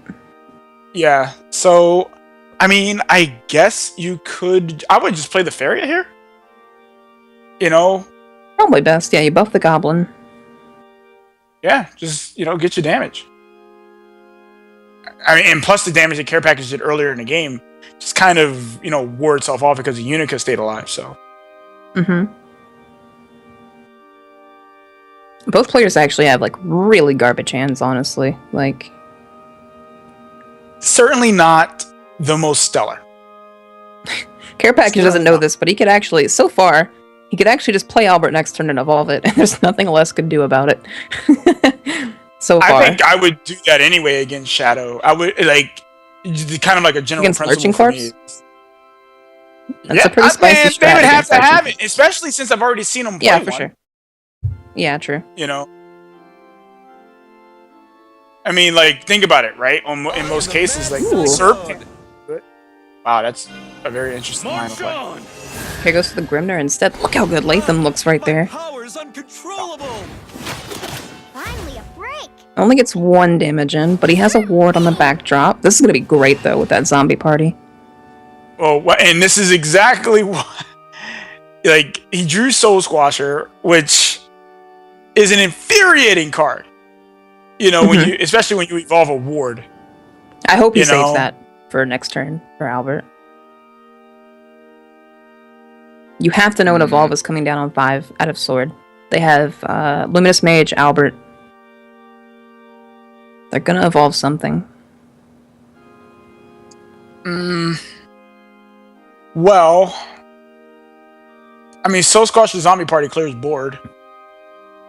So Yeah, but so and he does doesn't have Zombie to Party burn- Lyrial. Zombie Party Lyrial is fine, I think. Well, Zombie Party Lyrial burns an Evo.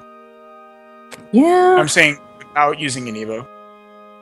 And And Ow! not okay. do that at all. Okay. Okay, maybe he's... Is that a... It is a Death's Breath. Okay. Mm-hmm. So he's fine with burning the... Okay, he's going to do the one pain trade here. Hey. And this does set him up for Death's Breath next turn. Yep. Or if he needs to. Soul Squasher on something. But probably Death's Breath. You and I, Knight. My sword brings hope. Yeah. I would expect a Death's Breath here. This is a very One interesting step decision. closer to victory. Turn the Is it? power of hope to light. Which one you evolve? Well- you just lose both if you evolve the mage.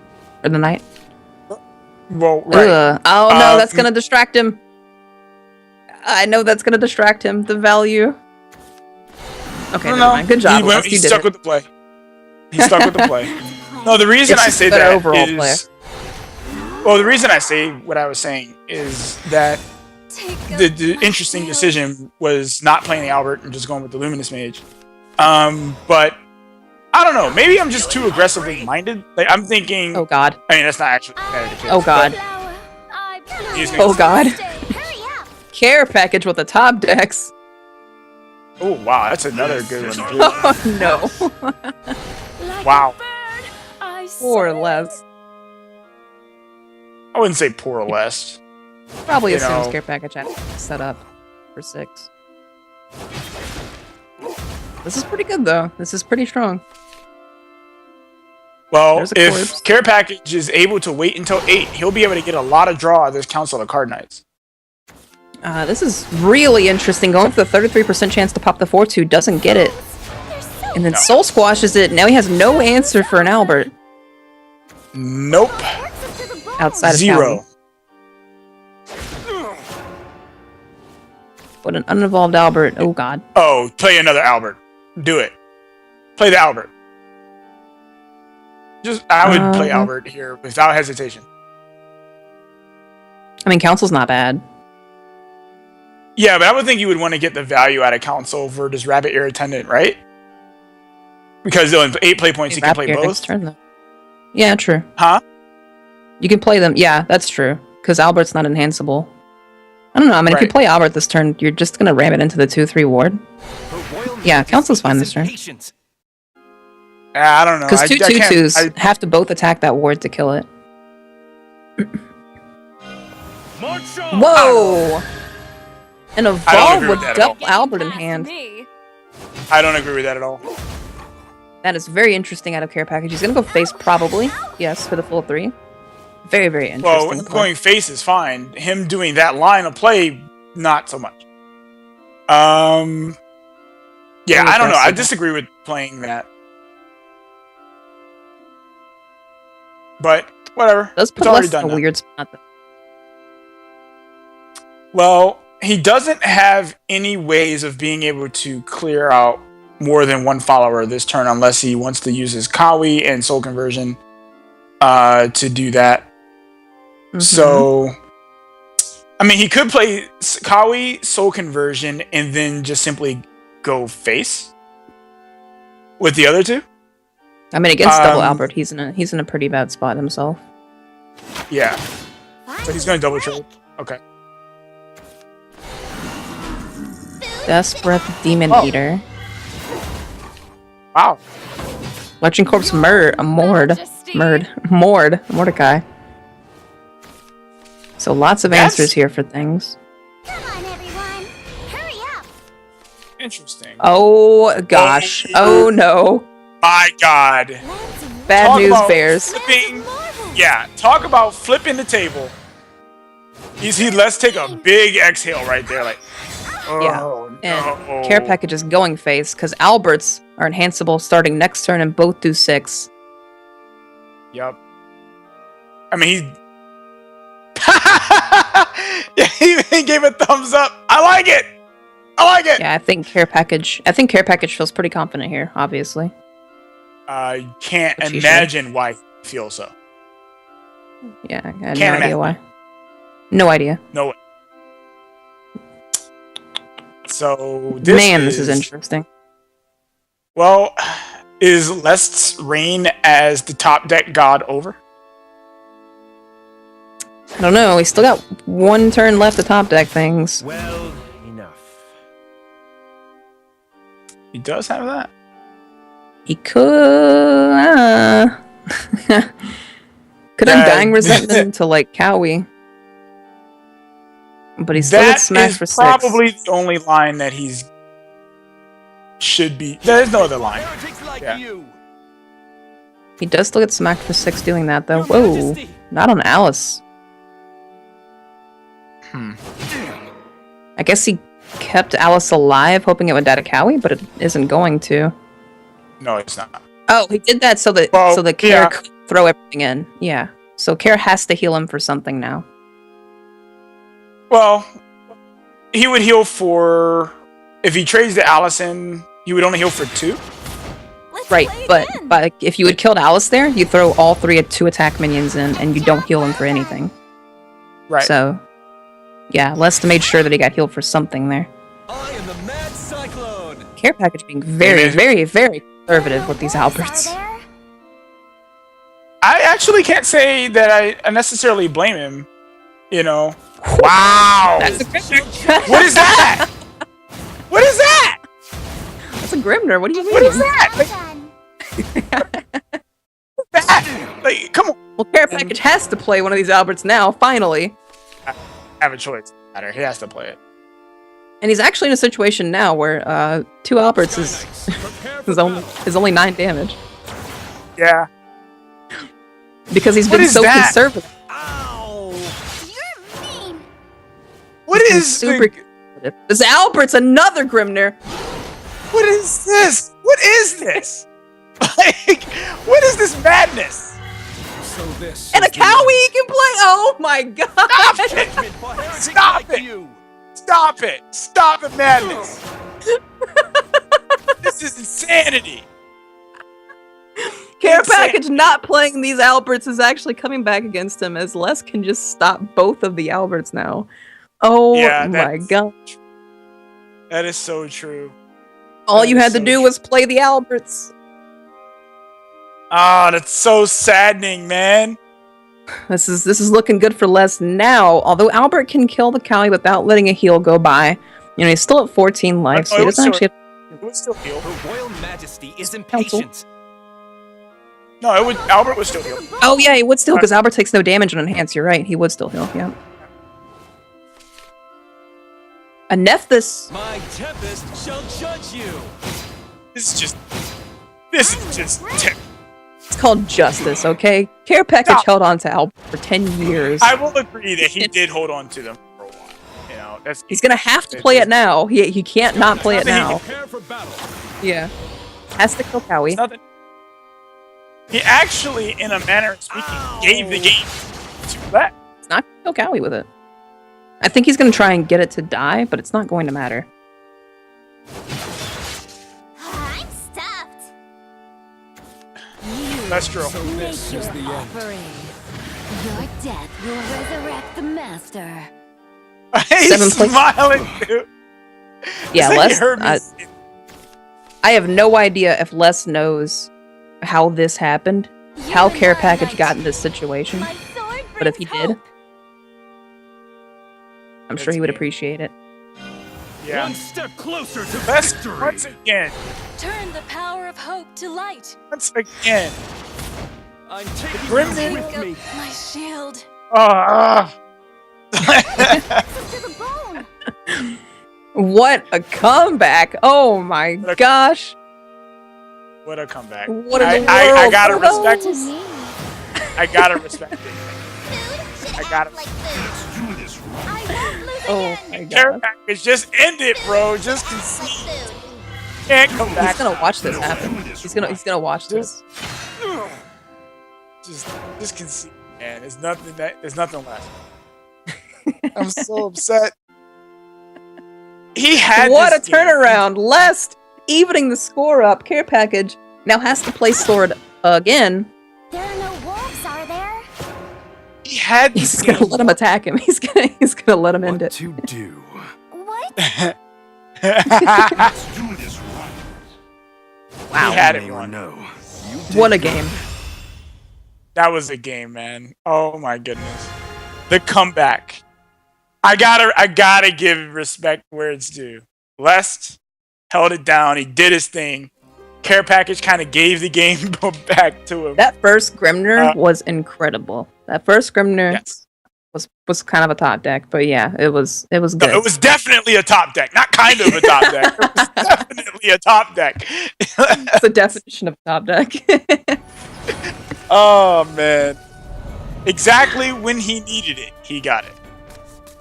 We'll see if Care Package is as conservative with his Albers as he was last time, but against Haven, I don't know. Bear all you know. He's Ugh. also first now, so that could make a significant difference. It could. Not with hand though. Sword is much better going first, so. Yes, it is. But Actually, every Care faction is Package- statistically better going first, but. Yeah. well, Ooh. going first is Less hand. like yeah, less tan. Wolves, are there? Whatever. It's Like, getting there. like It's getting there. The random Tina. I blew Handles my card night. stage. yeah, if Les draws a lion, Come on, he's gonna be everyone. Hurry up. Vanilla 3 not the best thing you can do, but, you know, for the turn. no, it's not. But sometimes you gotta do what you gotta do. Yeah, sometimes you gotta Just jam what you play gotta jam, right? Yep. Les gotta could play on turn. 2 neutral followers and get his Eagle Man down to 3 if he wants to. He does have Tina on 4 anyway, so he doesn't have to actually have Liriel in hand next turn.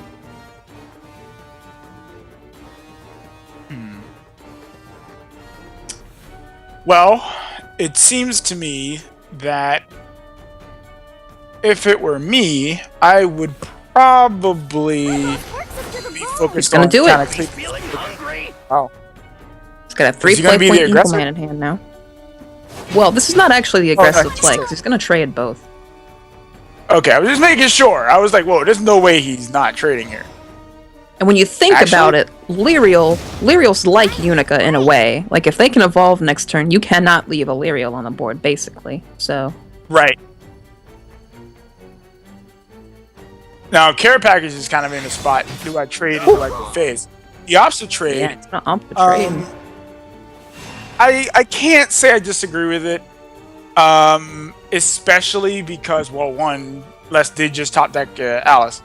But more so because Lands of marvels. really in this particular matchup, don't want to be leaving things on the opponent. Because Sure, it's a tempo, The world. it's a tempo piece. A job well done. Especially considering all of his following plays don't really go off that rabbit very well. He doesn't really care if it dies in some kind of trade, so. Having drawn Alice, I think Council's probably his play this turn now. Yeah, unfortunately, the council plays right into Tina, though. It does, yeah, it does. Tina being a It's great unfortunate. little tech but, yeah. choice. I think he's only running one, too. From what I remember of his list, pretty sure he's only running a single Tina, so... That would be interesting. Albert, like, Mage. honestly, dude, like, Luminous Mage dies, Albert basically dies, Council of Card Knights basically dies. Like, man. Care Package is in a seriously weird position, but I do think Council is probably still the better play. Yeah, he's only playing for the one mage. Tina. Woo! Sword brings hope. March on! Well, he does reserve his Evos this way. Turn the power Yeah. of hope to So Mage light. effectively And- working out as basically a, she's an execution that summoned a Luminous Knight, basically. Eyeballs works Yeah. up to the bone. Basically. In the hour of crisis, 1 play point Eagle Man, super fair, 4/5 ward coming down. Super fair. Super fair. Definition of fair. So Isn't it the Alice play is not available this turn. He can't play a buffed council this turn. And Alweda's is kind of weird too, since he kept her at full health. So, ugh. This is not looking good for Care Package. Care Package continuously getting shoved in these like really weird spots where like you don't have an obvious optimal play. Council coming down. Well, he'll be able to evolve the Bane and take out the board, but he can't do anything about the Ethereal. Right. She is only 4 damage though, so she's not that big of a deal. Well, it's not that. It's that he can Aw. trade through. That's kind of what I was. Yeah. Oh gosh. Never mind. I mean, Tina's still the better. Oh, Conclude. okay. Diversifying Oh, stats actually, I a bit like here. this spot. Tina's not strictly the best. Yeah. Yeah. Because Tina got buffed by Alice. She doesn't actually. She's not that weak. She's a 4/5 before, so. Majesty. Yeah. Wow, going This Faith. is- Doesn't even care. Well, I don't blame him. Wait, why would Yeah, he for care? sure. It's a 1-3. Wow, that was a draw though. But even then, like, why would he care? Mm-hmm. Alweda's does help clear off 2 of these followers though, and if Care Package is capable When me, Captain. clearing the board, he's actually not in a bad position at all because that's all he has. Yeah, no, is Care a Package is divine- in a great spot because he has Albert. Finally a Yes. break. He has not only Albert, but he has Council of Card Knight next along with Happy. So another Alice. Lands of It's kind of a mad draw though, since the Tina's forced to attack the ward here. It's kind of whatever. Blimey. Well, now Care Package is not only going to get a full board, but he's also going to draw a full card.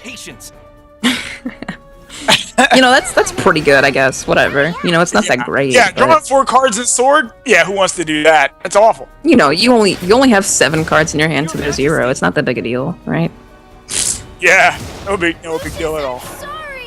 Who needs card advantage in Shadowverse, right? Right. Goblin Princess though, that's pretty good. Yeah. Kind of awkward However- with this board. Though. Your Majesty. Yeah, this is all Battle. Wow. Rip losing Goblin. value on that. Losing value on that, but I mean, honestly, why not play? I don't know. I would play Albert and clear and just go to clear, right? Because next turn, or I guess he doesn't necessarily have to do that. I don't know. I think Is I a would. bait. Oh, yeah. Could just play Council again. Let's play again. Or yeah, Council works too here, actually, because he can trade into the bird and then he can go face her Yep. too. I am a Yep. flower. I bloom on stage. This is basically Care Package can't lose this game. If Care Package finds a way to lose this game, Yeah, I don't think Lest is running surprise Themis Decree. So he's not. No, he would he's need not. multiple of them too. Majesty. Yeah, Yeah. that's the thing. He would need more than he would need like 2 or 3.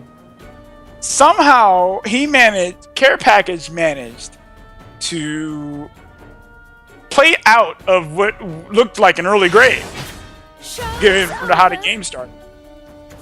I am a It didn't look that bad for him. It looked kind of bad for him, but it wasn't that bad. That's what I said early. It was basically Okay. neutral for a while. No pun intended. Oh, Thank Blade Slayer. wow. That's pretty good. That is pretty good. He's going to play the Grimnir. Yeah, it goes for Grimnir instead. He gets a full clear anyway with Grimnir, so. This is where Lest is like, my top deck powers aren't going to help me this game. There's no You way. gotta see There's the- no way. Top deck powers help. I'm sorry. Care Package! He did the lean back! He's sitting there with his arms crossed like, yeah! Yes! I love it. I mean, Eagle stops lethal this singular turn. Yeah, he's still dead. Wrap it up. Care Package is 1 off now. I am truly grateful. I mean, Lest is already carried, but yes! Yeah, I think Lest has already mentally conceded. Stop! Stop! No! He's feeling hungry. Bahamut would kill him. Themis. He's gonna just add it to the game. Yeah! Good Care job, Package. Care Package. He earned his legs today! That's for Lest sure. was NA's last hope, and Care Package destroyed NA's last hope. I am truly grateful. Last. Slice 'em and dice 'em. Chew Oh. on Lest was our chance at a 5-0 in NA. Oh, Care Package Yes! destroyed that. Care Package killed NA's last hope. Lest ends up going out 4-1, and Care Package scores the win, despite the fact that Lest really flexed his muscles in that second game. I can't believe you can't make this up. You cannot make this up. The top Well, you decking could. is This is good absolutely writing, incredible. I can't, and it's not. Sometimes you think watching Lest is a fiction. It's a work of fiction because this shouldn't be happening. It should not be These happening. top decks. Stephen King wrote this book. It's horrible. I'm having nightmares about these top decks. But he couldn't be saved that second game. Or fourth game. wake up in sweats from less top decks. How do you feel? How do you feel about the neutral sword versus neutral haven matchup? What do you feel like it leans towards? What are the strengths for each of the decks in the matchups? What are they looking to kind of take advantage of? Neutral sword is all about extended value, right? That you got your Council of Card Knights, you got your Alweda's Command, you got your Luminous Mage, all about extended value. The thing about Neutral Haven is that Neutral Haven is, we have big followers, big stats, deal with it. But once they're dealt with, as we saw, once they're dealt with, they have nothing. Nothing. So they're hoping to win the game on just big stats. Okay? And Neutral Sword isn't, as you notice, they don't have a lot of big stats. They just have, 1-3s, 2-3, maybe a 3-2, nothing like a 4-4, a 5-5, a 4-5 ward for 0 or whatever. They don't have that. They're just tons of value. So Care Package playing out his options well, and making sure the control situation not let it get too out of hand, and the early aggression from Les not quite enough to close it out. So Care Package takes a win, and we're going to have to check the standings to see exactly where things are, but I think we might be going into another tight situation. But next up is going to be Doc Hack versus Manasurge's Spray Quaza.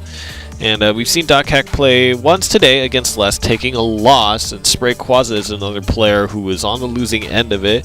But I think it's going to be an interesting game anyways, because I'm eager to see what this Forest Craft deck does on Spray Quaza's side. But the two players, for Doc Hack, it's going to be Neutral Sword and Neutral Haven. That's on Doc Hack's side. And for Spray Quaza, it's going to be Control Blood, and then Neutral Wallet Forest Bahamut stuff. We won't see that deck, don't worry. He's just gonna lose with Control Blood twice. I mean, it's possible. I mean, there have been other times where we've seen like funny meme decks we wanted to see and we just never got to see them. So I don't have my hopes down. The dream never comes real. These meme decks need to make a stand.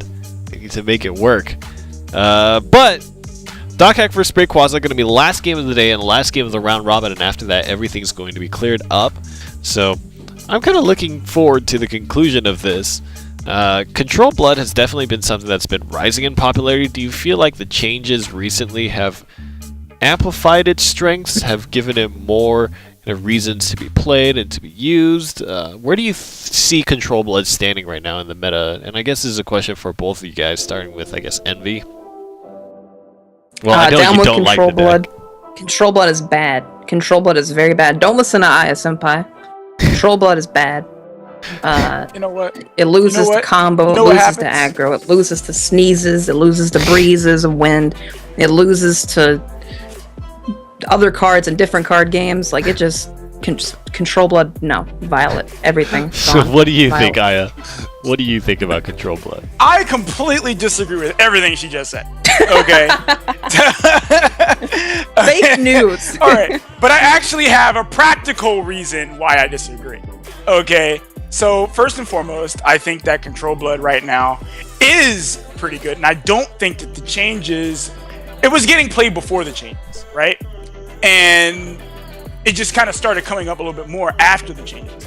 And I think the reason for that is kind of like people have been going that more aggressive route. Again, after it changes, people start playing aggression. So Control Blood is just a really strong deck against those style of decks. So that's why I think that Control Blood is actually pretty good you know, right now, especially in tournament. I mean, not so much on ladder, but in tournament for sure. You must die. Time to get started. Alright. Cool This- like the hand. Well, Spray Quaza versus Doc Hack. They're going to start out with Sword against that Control Blood lineup, and we saw a little bit of neutral Sword. It's fairly aggressive set, and I don't know if it's explosive enough to push past Control Blood, but maybe I'll leave it to you guys to kind of talk through that.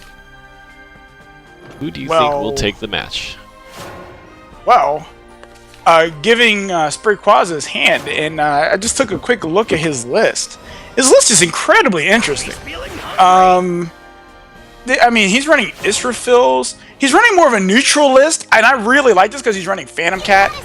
Yeah, I really like this list. Phantom This Cat is is a really such a clever strong list. card. Oh my gosh. I am a flower. Yeah. But the neutral I packet, is- the neutral on packet is stage. trucking along. Oh yeah, for sure. Unfortunately though, Sprayquaza doesn't have exactly the, you know, the best style of hand that he wants against neutral, but I think he's all right. Hurry up. I think he'll be okay. Doc Hack right now does have several value cards in hand though for like those later turns, the Luminous Mage and the counter card. Yeah, well, I mean, And- realistically, going face did nothing because Unica's on board. So But why? But he traded with the. I don't know. Okay. more stats, you know. Shapely. Yeah, but okay, sure. I'm a little I don't know, puzzled. like, I'm makes a sense little to me, I don't know. flabbergasted here about the trade, but sure. You wouldn't. All right. So Alice Wonders. naturally Lands of marvels. one of the cards you never want to see when you're You were done for. I'm Never. going to change the world. I mean, Alice's inevitability, right? Like she just comes down. You have to You still never accept that. She see does it. have Bane for it anyway, so it's fine. Well, it doesn't even mean things, but Quench Let's them. play. Scarlet Sabor. Well, she does have Bane, consequentially. yes. After a nerf, still played Oh, this heavily. card. so- This card is not going to stop being good for a little while. Oh Like, yeah, this for card sure. is still it's real. great. Her Royal Majesty is impatient. It won't be long Council of now. Cardinates snap evolving that Bane to Bane down the Bane. Of the Queen. Yeah, I can get behind this. Yeah, for sure. There's a little bit of a consideration for having not done so, but I can definitely get behind the idea of doing this. Ooh, I got another You know, one. I can't really get over like the coolness of Sprayquaza's control. He's Ooh, running. I don't see anything cool about it. Well, of course you Control don't. blood? You know, you don't see it, and because you don't see it, that's fine. But Is there anything I cool about see Control it. Blood ever? yes, You and I know. like just because you have My sword PTSD, brings hope. taking off- Feeling hungry? I don't know. Maybe I'm blind. I don't see it. Paladin. Luminous Knight Evolve is going to allow him to kill both followers on the board. But that's a losing fight against Control Blood. They don't care. They don't really care if you kill their stuff. Time for fun and games. Take up my shield. And Control Blood can be very daunting to play against, especially like Control Blood almost preys on you.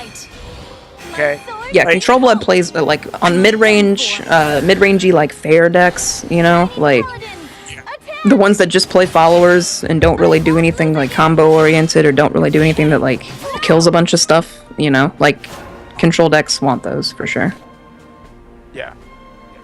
He's kind of even right now. He's just preying on Doc Hack right now.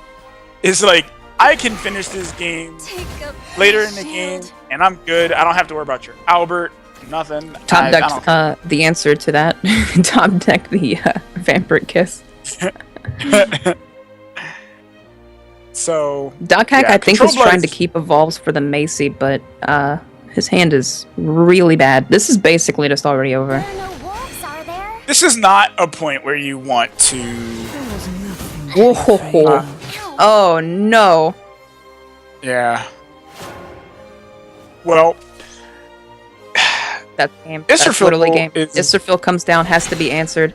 And then Bahamut comes down, has to be answered. He didn't choose to play Israfil. this is kind of the thing about Control Blood, though. Like, Control Blood almost... There's a thing about it where you just don't feel secure sometimes enough to actually play in a certain manner. Like, in the sense that you're just going to jam, you know, your big hitters. A lot of times you want to make sure that your opponent just doesn't have anything before. True, true. He was reaching 9 this turn. He probably thought that Albert could have been a play, so it was a careful consideration, I guess. And that's game. All right. Yeah, it's... This Bahamut is GG. gonna just... Now, Literally wins the game. yeah, snap Bahamut. Just close the door Snap right on. there. Yep, that's not doing anything. Alrighty. That's not... Just That's not doing anything. Bahamut's a pretty good card. A good card. I've heard that before. I've heard that. Yeah. Yeah, somebody told me that one time. I thought it was a rumor, but now that you say it, I guess I can kind of believe it. Yeah, I have a lot of, I don't know if you know this, my reputation is pretty big. I have a lot of reputation. Humongous amount of reputation. So, Bahamut's a pretty good card, by the way. Wow. Well, I have to take that to the bank. Wow, I totally believe you. Wow. It's actually so good. Quaza has it in both of his decks. That's how good it is. Time for me Well- to prove myself. This is the part where I'm like, Oh my god, that hand. His hand is crazy. Yeah. For Quaza, I wanted to inform you that that's not the type of hand you want. I mean, Maybe he it's just still likes injustice. dragons. Come on. He just wants to play dragons. Ooh, gosh. Oh, Oh, wow. no. Oh, wow. Knockhack is getting there. Twin Assault's pretty good, though. Ultimate Assault is really good. And I'm gonna just bank that maybe that's the reason why he's doing that. Like, why he... Yeah, Ultimate Assault. Well, Twin Assault's always good. Like, it's kind of the reason you play Neutral Forest is Elf Twin and Beauty and the Beast. Literally the two payoffs. But don't do that. Like, I mean, What? I'm kind of rooting against Quaza because, like, I don't want this to win. Forest is the best deck in the game, though. What do you mean? Whoa, summons Unica. Forest. I'm a little... When he could have Okay. played Sector. And I think Sector would have been much better there, but First of all, I wouldn't have mean, made much of a difference. abs, right? Sylvan Justice had Unica's name the whole time. Yep. Abs. And though. here's where he top decks Alice. There it is. Every time. Wow! And there it is. Every time, dude. What do 100%. you mean? Why are you surprised? I'm surprised because it shouldn't happen, but it does. And almost Every every time. case It's is a 3 and 33, my man. It's 11%. Happens every time. I don't want it to happen though.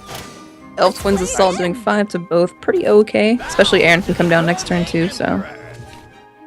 He's actually in a really good spot right here. This is kind of what I Oh was yeah, talking about. dude, Spray Quaz is in a great spot. Like, this is kind of what I was talking about earlier. Once Neutral Haven just kind of starts, if he doesn't get the early go and this and other, and it just kind of peters out. And unfortunately for Dockhack, Spray Quaza has an excellent hand. So Exactly, yeah. Like, Neutral Haven, it has a lot of explosiveness, it has a lot of, like, curve strength, but as far as card draw and, like, refill options go, it has nothing. So if you can fight through what it draws, you just win. I lose. You're an intruder. Aaron coming down hot. Still has an Evolve left as well, so this is looking really good for Quaza. well, he's got Ooh, plays for. Oh well, I don't know. That doesn't really. It's not gonna get a lot of value though. it's not, but it's interesting. I like it. Okay.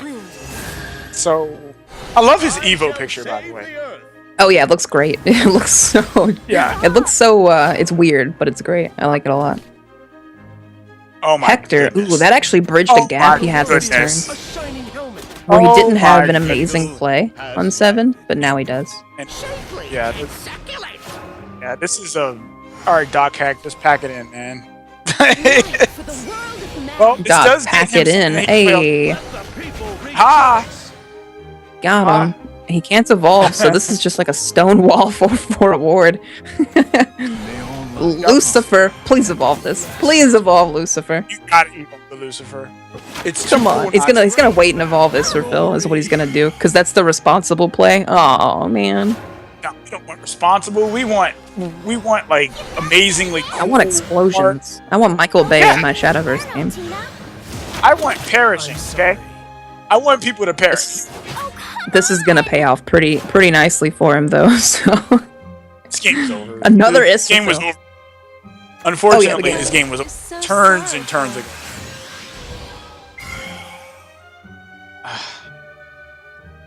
Carrie That's goes just that part. to- 60. I'll play a song of sorrow. Okay, he's just He he just tapped. surrendered. I'm done. I'm done. Okay, I'm done. All right, like I'm done. Like okay, that's God. enough.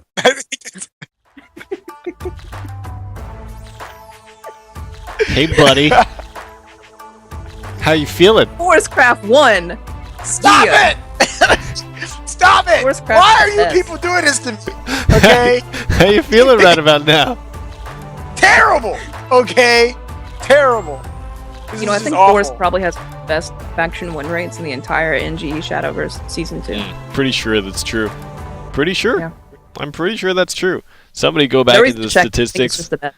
and figure No it reason out. for- Yeah. Yeah. I'm pretty sure Forestcraft has the best win rate. I'm so sad.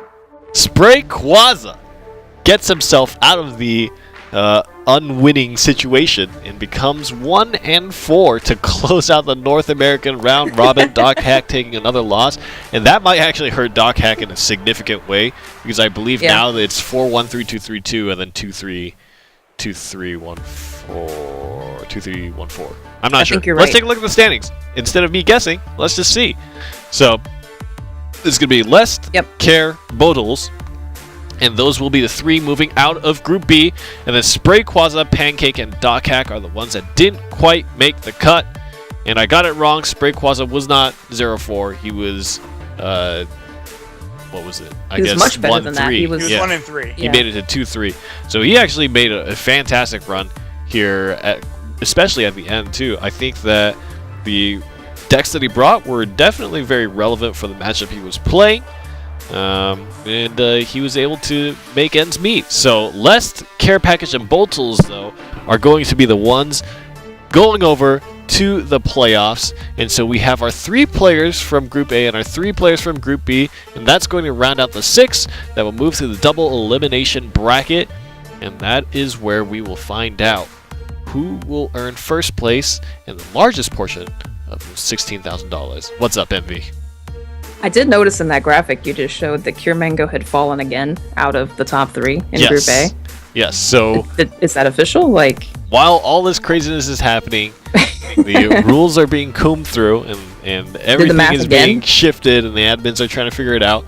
Now, as far as I know, I'm going to look over this a million times, but that is the final decision, and that's how the ruling states it. So again, going through the tiebreaker rules, the first level of ruling is head-to-head, which means kind of if player A has beat player B, then player A is decided to be a higher seed, even if they're tied. So if 2 players are 3-2 and 3-2, if player 1 has happened to beat player 2, player 1 becomes a 1 that gets decided to be ahead.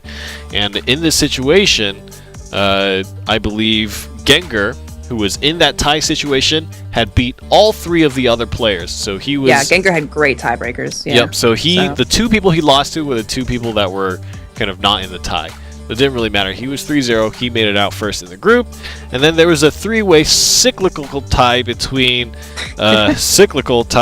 Hackterox, Cure Mango, and Jay-Z, of which Jay-Z had the best win-loss ratio.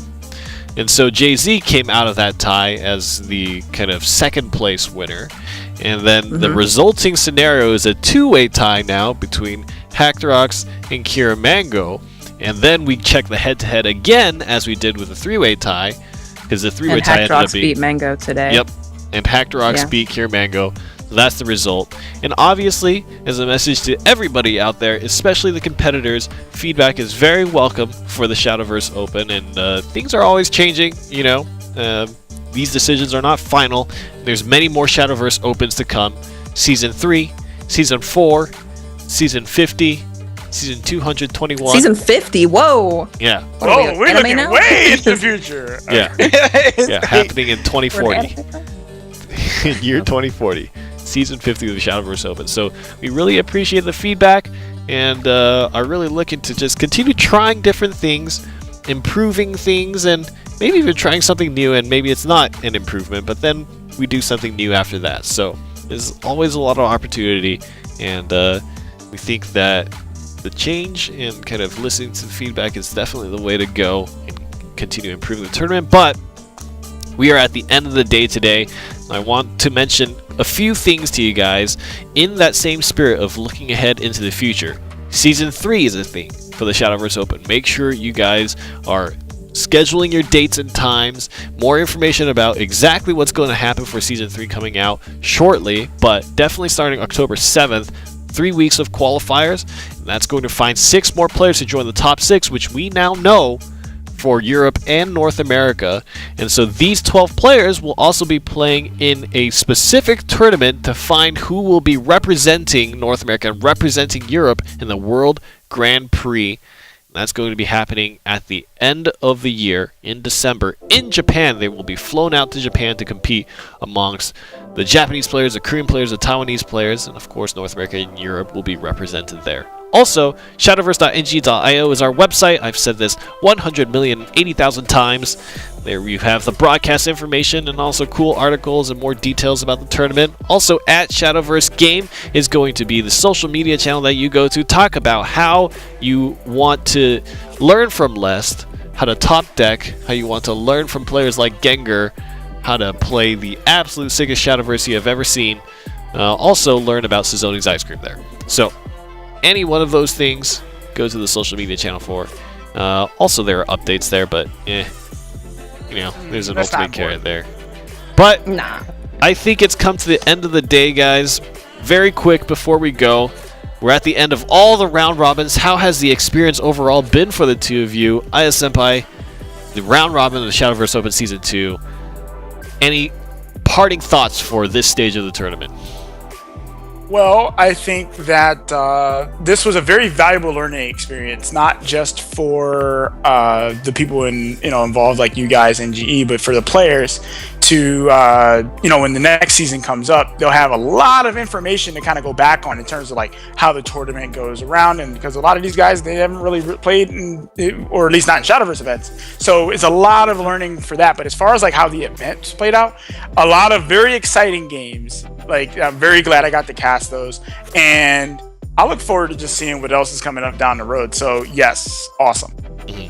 How do you feel, Envy, after all the competition and the round robin concluding? I have to say close to the same thing. Like, it's a format that Shadowverse players haven't seen before. I've never casted something like this before, so it's been really fun. Seeing everyone like metagame each other with really like not bad decks. Like, I'm not saying they're playing bad, but they're playing really bad cards, right? They're metagaming each other with really bad cards. Baby! We're land band! Funny part to me, like seeing stuff like Curse Soldier in decks again, seeing stuff like Rabbit Necro in decks again. Like, it's almost like we're playing Take Two. We're playing really bad cards. But it's coming together because you expect these meta choices to work against the person you're against. And I think like the Swiss format's really interesting. It's really, really fun to watch.